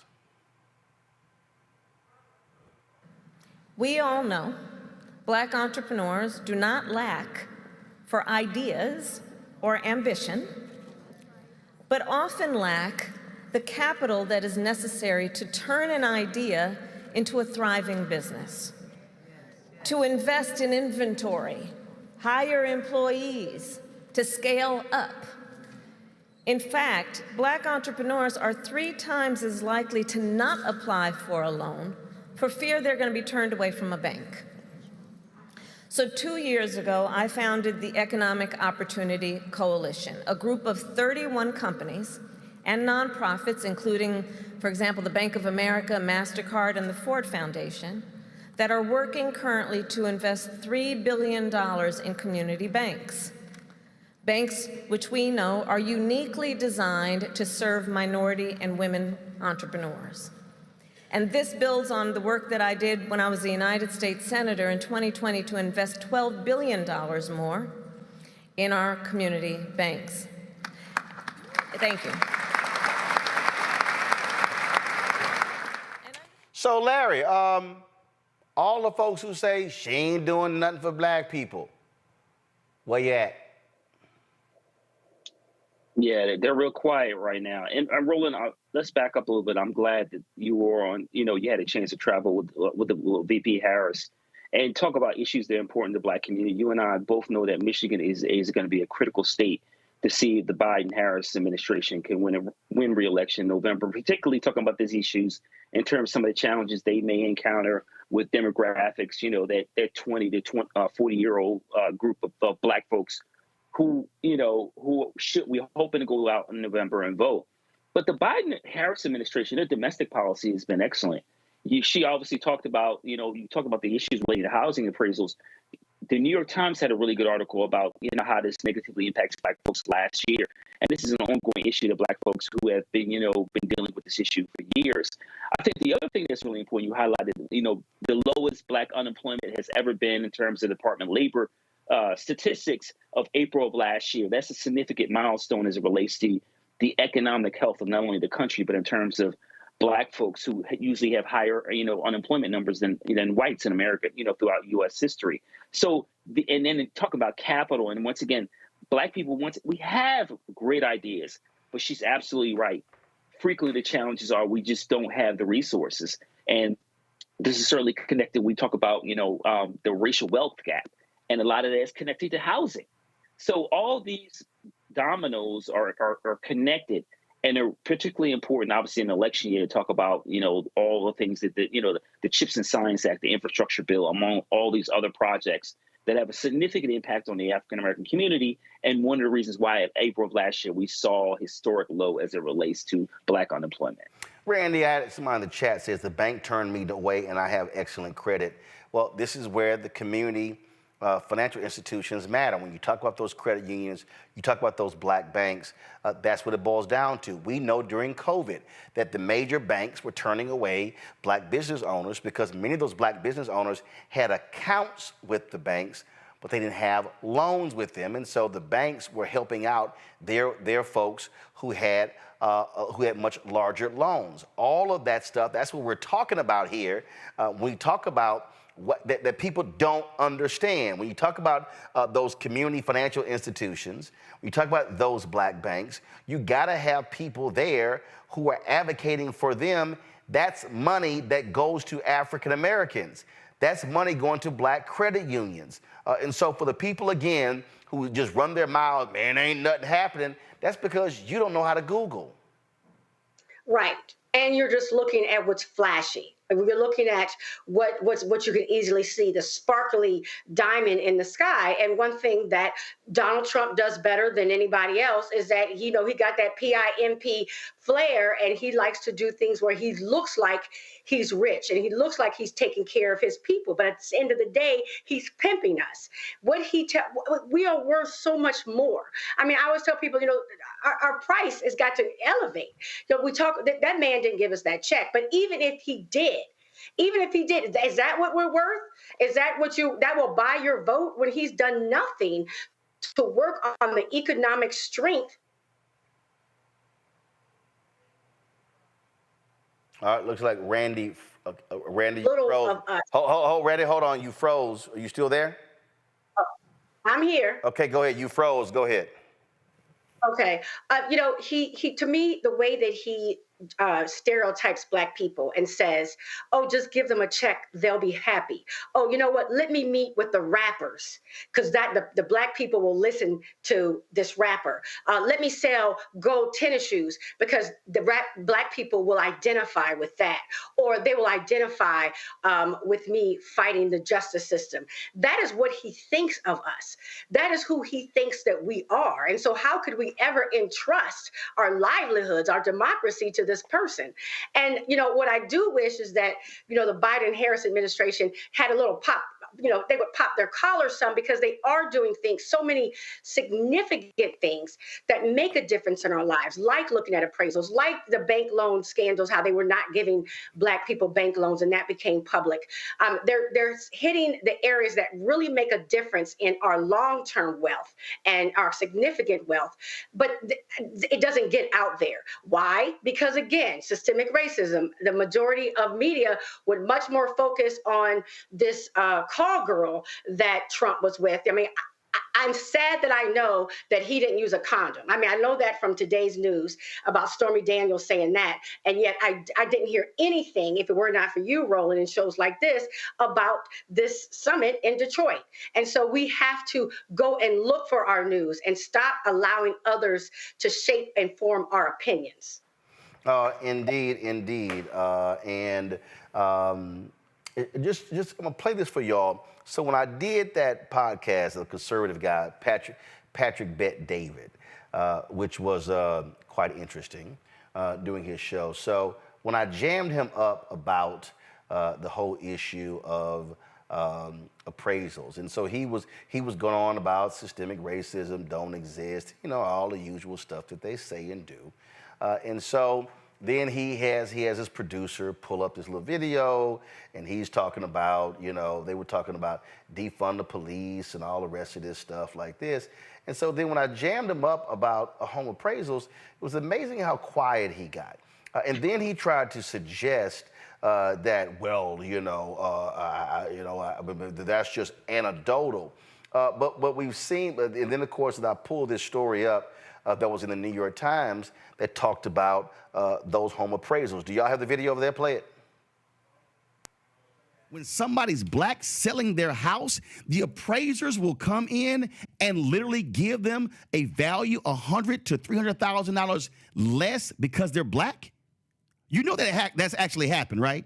You'll take one story and say that. Oh my God! On how many occasions has that happened? Are you serious? Do you think a message like okay? Why don't you go ahead and Google? Why don't you go ahead and Google? How many times has that happened? No, I believe it's happened, but how many times has that happened? The New York Times literally just did a story talking about the systemic racism that exists within housing appraisals. This is a fundamental problem. I'm trying to see you're living in a different reality. What progress are you making by saying that? What progress? So what you're doing? I'm trying to end that. Okay. Do you know how inherent? Okay, hold on. You said you're Middle Eastern, right? You're trying to. Hold on. You said you're Middle Eastern, right? I am. Yes. How would you feel? How would you feel? Yes. If you're selling your home, you've got a home that you know, right? And you put upgrades in it, and you know your home is worth $500,000. Yeah. And somebody comes into your home, and they see your photos, right? And they see your family, and then they go back and they go $350,000. You go, what the hell? So you tell that story. Wait, one second. To get people to be convinced that that's happening. It's actually out of 1,000 appraisals. Oh my God. Out of 1,000 appraisals, how many times does that happen? Out of 1,000 appraisals, how many times does that happen? You want to pull that up? You want him to pull that up? That's your world, though. Out of 1,000 appraisals, how many times does that happen? Let's just say it happens. It is a significant issue in America. Oh my God! And wait, one second. And then when the woman, a black person should not have to remove their photos from the wall and remove black art and remove black books to have a white appraiser then come in and go, oh, it's actually $550. One second, because I'm gonna show you how it impacts generationally. Here we go. So when you follow me here, because this is housing in America. When you then get that lower appraisal, you then cannot sell your house for the higher value, which then means you are not then taking those proceeds and being able to invest, being able to send your kids to school. And what I'm trying to explain to you is there is a world out here that for some reason you're like living in Unity world that ain't the real America. Brother, and I'm trying to get rid of that stuff. You have the wrong guy here. You have the wrong guy. I'm trying to get rid of it. Okay, good for you. I am as well. But you have the wrong guy here. And here's what I mean by that. So when you ask the question, what do you do if they appraise your house $350,000 less, right? That's your question. Okay. I don't see myself as a victim. I stopped looking at myself as a victim a long time ago. And by the way, being Armenian and Assyrian, you know what a lot of people in the Armenian community do? You know what a lot of people in the Armenian community do? They sell victimhood mentality. I'm raised with that, which is the statement of mechka. I know you don't know what the word mechka means. Mechka means, oh, poor Roland, oh, poor PBD. I don't see myself as a victim.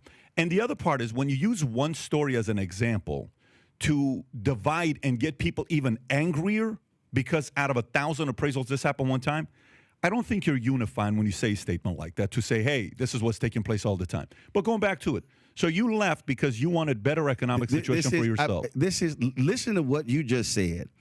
Again, I'm having a hard time listening to what you just said when you're saying it's so fundamentally flawed because when you say, "Oh my God," you see yourself as a victim. You do.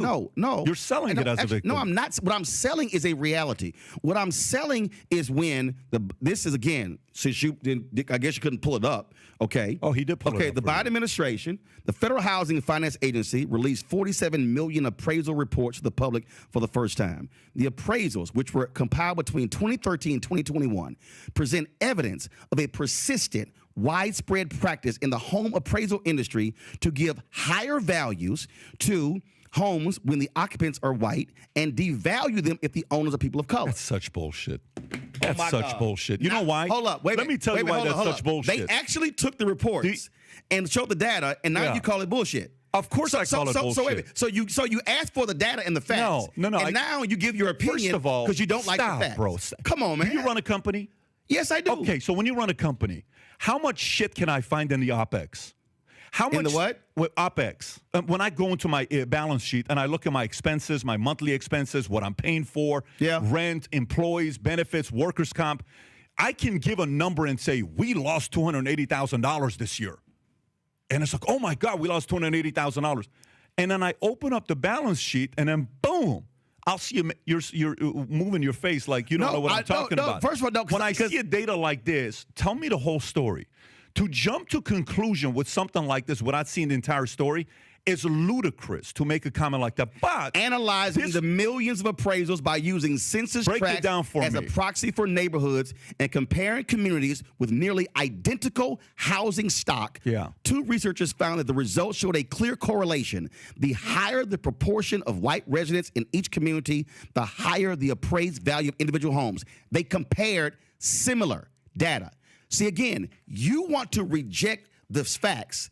And what I'm trying to explain to you I am refusing to constantly have people give data without me having access to the entire thing for their own benefit to divide So what you're saying is, in order for you need access to the 47 million home appraisals. I'd love to see yourself. I would love to see it. Okay, guess what? It's a federal agency. File a FOIA. I'd love to see it. File a FOIA. But here's file a what? A FOIA. Okay, so I'd love to see it. You know why? Here's the part. How often do you see data being used and we don't know the whole story? Both sides. How often? See, right there, Larry, that's that bullshit. Yeah, man. Listen, you were more patient than me, and bless your soul, because, listen, who has time for that kind of nonsense? Listen, Roland, we don't need this New York Times study, which you and I both mentioned today, or Brookings report. There are literally numerous reports written by not just, the federal government or state government, but academics like myself talk about systemic racism in the housing department. Listen, we could talk about redlining. We could talk about blockbustering. There's a long history of Black folks in this country suffering because of housing discrimination. It is not new. So, look, when you presented the empirical data, not the anecdotal data, when you presented the empirical data, he still didn't want to hear it. The bottom line is, you went on there and you could have had 5 million reports.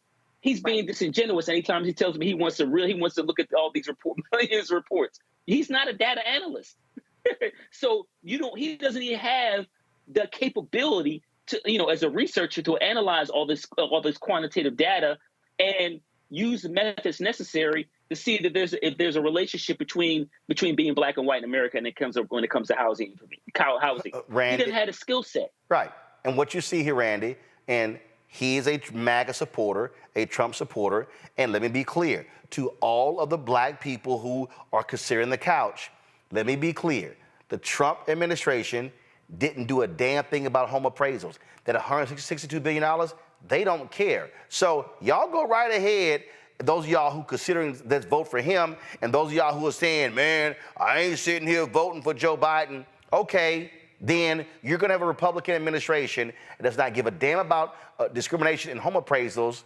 And so when you can't sell your house for the highest value, please, by all means, then suck on your MAGA candy. Randy, go ahead. Again, you do have the patience of Job, because I was sitting there just, but I want to fight. No, his cognitive dissonance is unbelievable. He doesn't want to know the truth, so he's deciding to completely ignore it. We all know that this has been an issue. I don't know a Black person. I know when I sold my home, I took down all of my Black art because I wanted to get top dollar. And we pass that advice through our community because it's a fact that we live with. Yes, it's anecdotal, but we also have, like we said, these studies that show the truth, but he doesn't want to know the truth. And that is, it holds us back so much from making progress in this country. If that's the biggest way that we build up wealth is through home ownership. But between being denied loans, having higher rates on loans, then not being able to sell our homes for what they're worth, it just shows how we continue to be victimized, although we are not victims. I hate how they try to manipulate us and say that we're weak when we speak about the truth of the situation and circumstances that we face in this country. We're the absolute opposite. I believe that why people are so scared of us is because we are victimized, but still are not victims and keep pushing and pushing on. But he just said that man didn't want to know the facts. He did not. All right. Now, I caught up yesterday with Congressman Stephen Horsford, who is the chair of the Congressional Black Caucus. He's also, of course, a congressman out of Nevada. And here's what he had to say about the tour the vice president is going on. All right, Congressman, talk about how critically important the message the vice president delivery is for the black community. We're so excited to be joining forces with Vice President Kamala Harris, centering black economic prosperity and wealth as part of the Economic Opportunities Tour that she's leading. This is work that we are partnering with her on through the Congressional Black Caucus and our Black Wealth Agenda. We have 100% of the CBC members who have sponsored the legislation centering housing, entrepreneurship, workforce and training, health, education, and the environment, as well as the cornerstones of our democracy. And it's our opportunity to have our voice heard this November at the ballot box. All right, folks, Quentin James is co-founder of the Collective PAC. Their goal is to get more black folks elected to office. He was also in Detroit yesterday. All right, Quentin, how critical is it, we talked about this before, how critical is it for what the VP is doing, speaking specifically to the economic concerns of African Americans and taking on the road? Oh man, it's critical. We're hearing everywhere. People want to see and hear more from the administration. What have they done for our communities? And this is example one of getting to a place like Detroit and telling that story, right? Talking about the record, talking about the impact on our communities. And so this, I think, is really important to do this early on this year and not later on in the fall. So I'm excited. One of the things that the VP also made clear is letting people know where to access resources, because that's the one thing people hear. They don't know where to find the stuff. Exactly.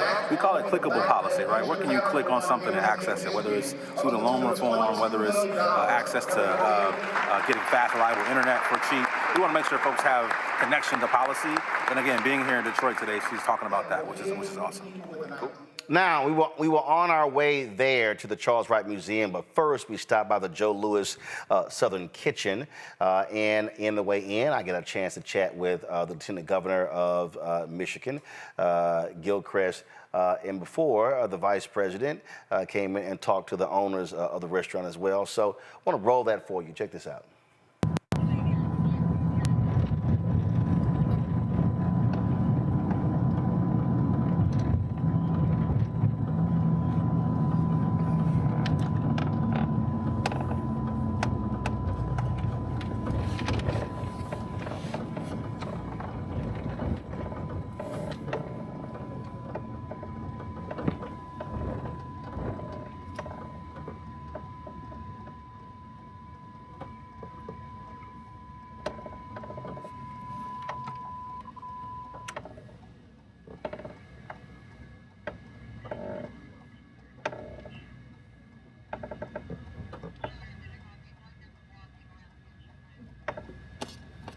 Right. Yep.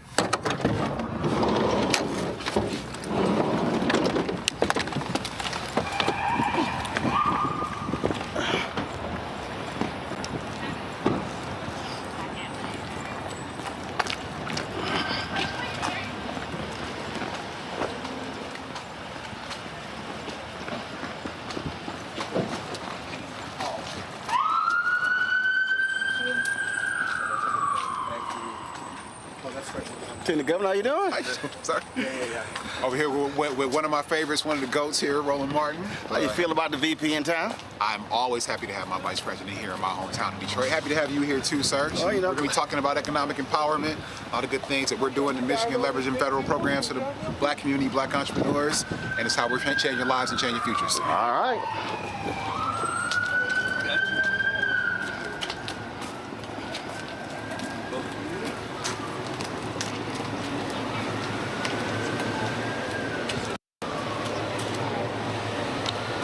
They got us. They got us inside. They got us inside.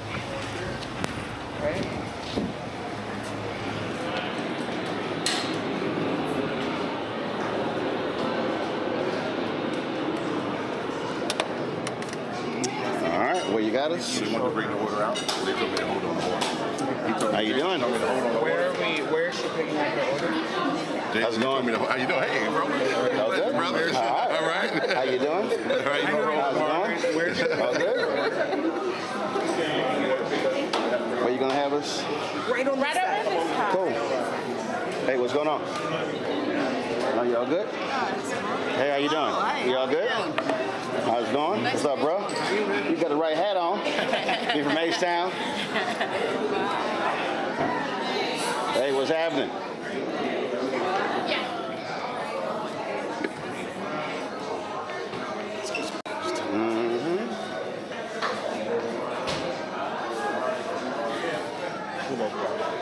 What's up, Doc? How's it going? All right. Y'all good? Yes, sir. All right, cool. Hey, what's happening? Y'all good? How you doing? How's it going? I appreciate it. How you doing? You're good. All good? Hey, how you doing? You good? They're going to wait for you so we should get covered. Oh, I'm ready. Okay. Yeah.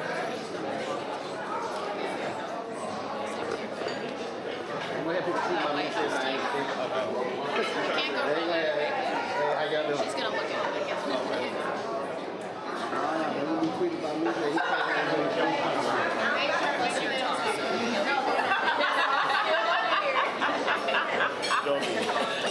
coming straight down. You got the special Astros hat. All right.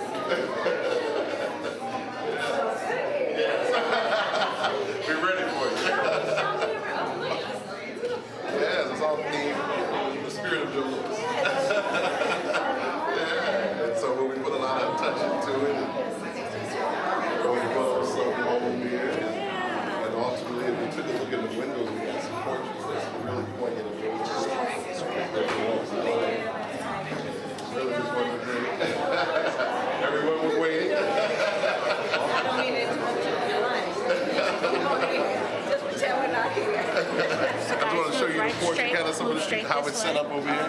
This is wonderful. This is actually a franchise. We're building a franchise. Hello. I'm sorry to interrupt your meal. Yeah. Wondering where you were, man. You all right?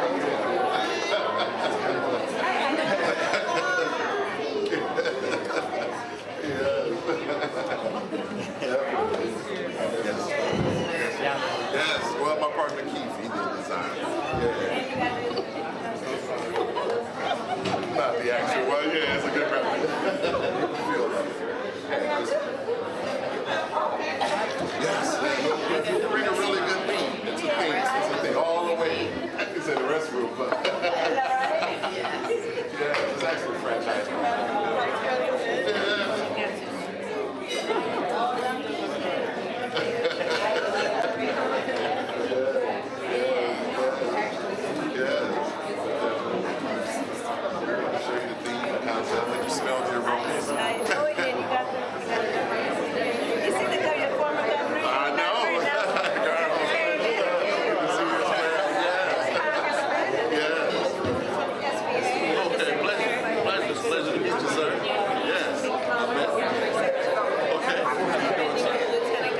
Lieutenant Governor here by opening.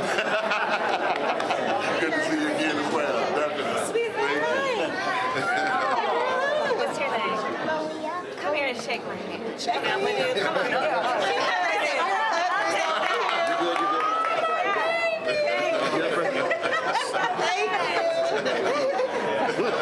How you doing? Yes. I got you. Yeah. So we really. This is real. This is hard. How long have you been open? We opened 2 years ago. Actually, it'll be 3 years in the next 2 months. Yes, so it's been 3 years. And you know, I'm here to highlight businesses like yours. I'm obviously here to highlight your business, yes. but to talk about the importance No, you're good. of investing in leaders like you who have a vision. Look at this beautiful vision. But who need access to resources, right? So access to capital, access to the information about what loans are available, access to often just the skills that are necessary to grow, to start a business and grow a business. No question about it. So while we have all these cameras, tell me what is one of the keys in terms of starting and running a small business, in terms of the kind of support you need?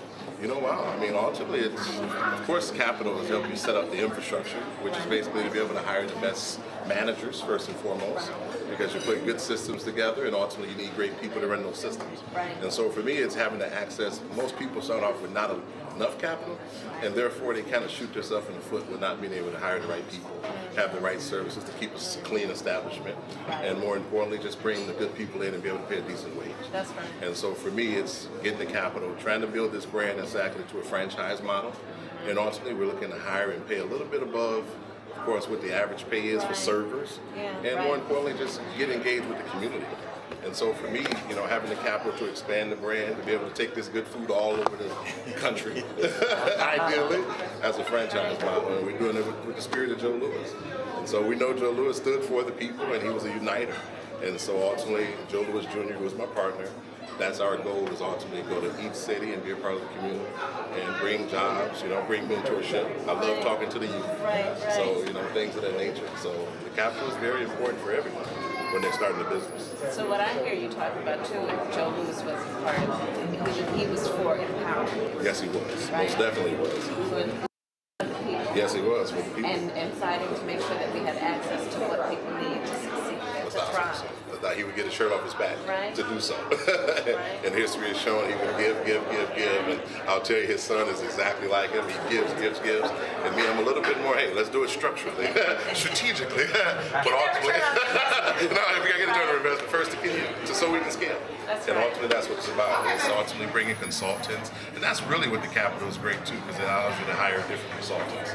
You know, whether it's tax attorneys, whether it's business attorneys and things, to get your infrastructure tight. That's right. Therefore, you can see how you can scale and invest in marketing. You know, that's one of the reasons I've been focused also on community to help entrepreneurs know how to structure a business model, right, and have a business plan. Because having the great idea is not enough if you don't have the business plan. 1,000%, yes, so true. And that's where capital comes in as well. And a lot of it is lack of knowledge for us. You know, when I first started, I had a restaurant around the corner in 03, and I sustained for 16 years as the city revitalized. So to see where we are now in Detroit is, I'm proud, you know, and ultimately still be here and be a part of the revitalization and see all the businesses in the neighborhood. And ultimately, capital was a big access, you know, and Midtown Detroit here was a big, for the startup of Midtown and Lucy. I have to shout out Secretary. She was a visionary, and she stood next to me and made sure I had everything.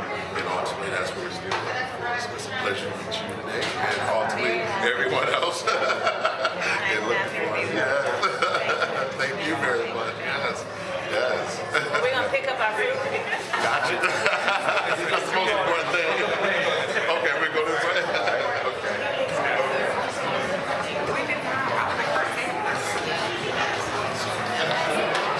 We're out? Oh, okay. Gotcha. Oh, okay. All right, folks, and just so y'all know, they actually, so she came out with some shrimp and grits, and they actually bought dinners for everybody who was on Air Force 2. So when we got back on the plane, fly back to D.C., we had, of course, food from the restaurant there as well. See, so this is the thing, your final comment from Randy and Larry. So obviously, again, talking to him about the business, and for the people, again, who love to complain, they say, oh, photo op, well, obviously, that's the whole point as well. But the reality is you're going to eat. You're going to buy food from somewhere. So why not actually do it from a Black-owned restaurant? And so for the people who love to complain, this is exactly what folks should do. And when you talk about economic revitalization, this impacts black restaurants, black barbers. It impacts all types of Black-owned businesses. And the only way we're able to change is we're able to build capacity and grow our businesses. Yeah, absolutely, Roland. And really quickly here, you know, you're talking about the impact on the Black business ecosystem, right? You just described that. So it's this trickle-down effect it has in the Black community. So I'm glad they outlined their policies that impact the Black community and then followed up by supporting the Black business and also feeding you folks on feeding you folks on your way back to D.C. Randy. Well, first, I pray that you didn't put sugar on your grits when you got on Air Force Two. Actually, if I had gotten some sugar and grits, you damn right I would have put sugar on them. But I did not. I had a turkey leg and some rice and dressing. So they had different orders. But you damn Skippy, that would have been sugar on my grits had I gotten some shrimp and grits. And I don't care what you got to say, what my daddy got to say, and what anybody else got to say. Anyway, we'll just go over that. But no, you the one brought it up. See, I was trained. I said, don't open no can unless you prepared for that can of whip ass to jump out. I was just hoping you weren't on there disrespecting the culture. So I'm glad. I don't give a damn. Disrespecting the culture. Oh, y'all, man, you better go on with that little nonsense. Go on, come on, bougie, come on, go on. Make your little comment. It was spectacular that she showed up. Regardless if people call it a photo opportunity, it absolutely brings visibility to the business, which is what she was there to do. So I think it was fantastic. And talking business and showing people that Black people do own businesses and we need to stay in business and we're connected to our vice president and she's connected to us. So I had to play this video here. So yesterday when I walked into the Charles Wright Museum, had an opportunity I took a bunch of selfies with some folks, and I ran into this sister right here. She was a former police commissioner in Detroit. Where did I put her card? I just had it. Okay. Here it is. Bernice Smith Pettis, y'all. Political activist, former police commissioner. Lord, Bernice 91. And let's just say Bernice was on fire. So you watched the show? Yeah, hell yeah, every night. I get notes from you. You call in everybody and his mama. And I just take notes, especially about Trump. Oh, my God. Look at Roland Martin, y'all. Roland Martin. So what do you think about the vice president coming? She late. Well, I know she is. No. We stopped by Black-owned restaurant. Oh, no wonder. Yeah. Huh? We stopped by a restaurant. Look here. I'm 91 years old, Roland. And I can't wait too long. I'll be 92 May 31st. All right. Well, you're looking good. I love you. I've been watching you for years. Really. I appreciate it. I'm serious. I appreciate it. I get all my notes from you, and that's what I'm going to use when I go on the campaign. All right. I'm going to talk about what you say, because I know you're telling the truth. That's it, all day. I'm telling you, you ain't going to lie. Not to us. That's it. You might lie to somebody else, but you ain't going to lie to us. I love you, baby. I appreciate it. I'm so happy to see you. Good to see you. And it's good for you to come to this city. Indeed. See, Randy, she don't mind my sugar on my grits. Nah.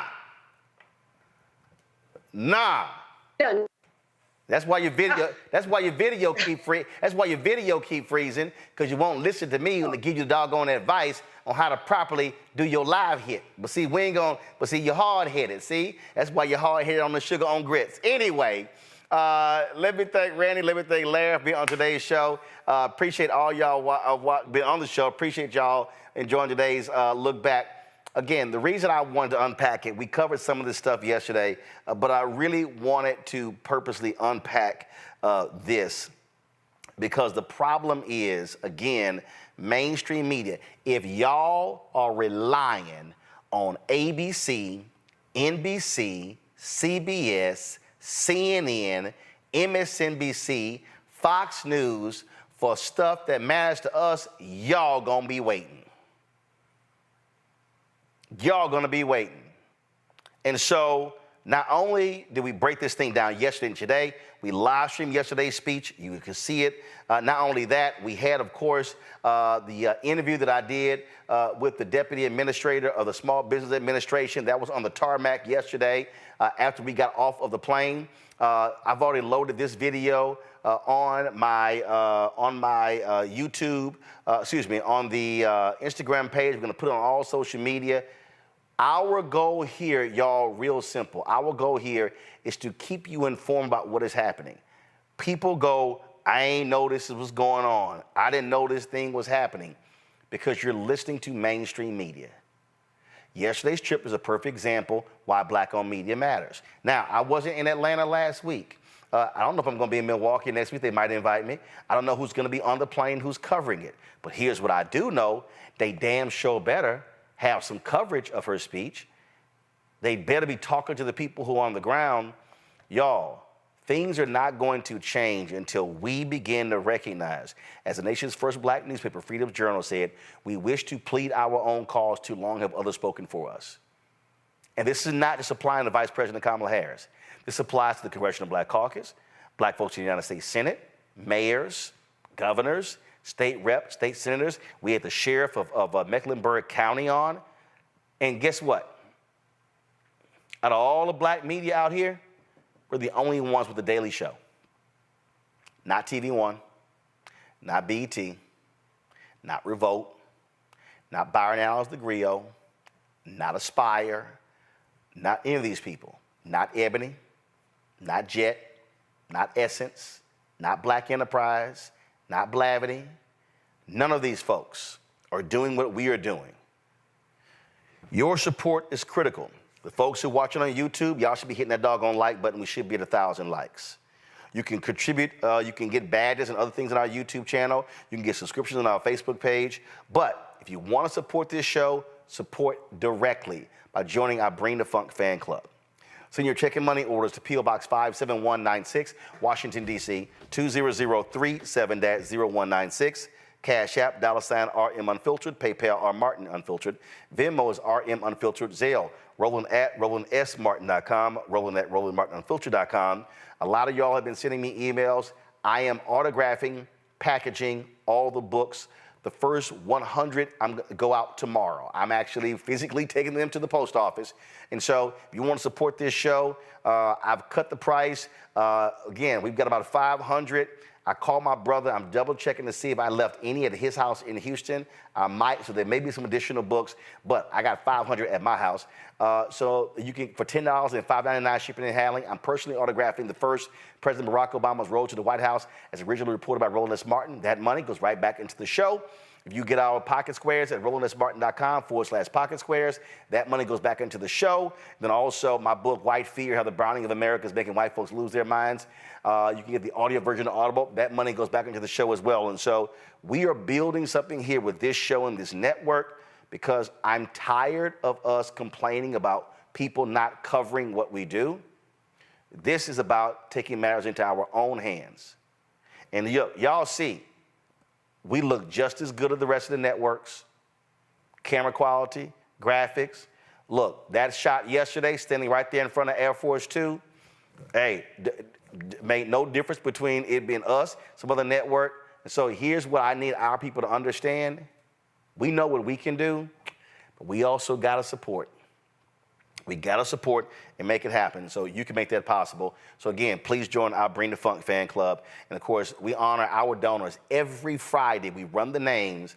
We would love to add thousands of more names to that list, because our goal is to get 20,000 of our fans contributing on average $50 each a year, $4.19 a month, 13 cents a day to support what we're doing. Last time I'm going to show you, you can give to our Bring the Funk fan club. Check and money order, P.O. Box 57196, Washington, D.C., 20037-0196. Cash App, $RM Unfiltered. PayPal, R Martin Unfiltered. Venmo is RM Unfiltered. Zelle, Roland at RolandSMartin.com, Roland at RolandMartinUnfiltered.com. And a shout out to Wilberforce University. I, of course, did the graduation on Saturday, and so I'm rocking the Wilberforce shirt today on the show. And I told y'all, I only wear gear of HBCUs that I personally visited and or spoken at. So I think I'm up to now 59 of the nation's 107 HBCUs. And so if I ain't wore your school's HBCU, one, maybe your school didn't give me any gear, or two, y'all didn't invite a brother. So shout out to Wilberforce, Dr. Van Newkirk. Folks, that's it. I'll see y'all tomorrow right here on Roland Martin Unfiltered on the Black Star Network. Holla! Black Star Network is here. Oh, no punch! I'm real revolutionary right now. Thank you for being the voice of Black America. All momentum we have now, we have to keep this going. going. The video looks phenomenal. See, there's a difference between Black Star Network and Black-owned media and something like CNN. You can't be Black-owned media and be scared. It's time to be smart. Bring your eyeballs home. You dig?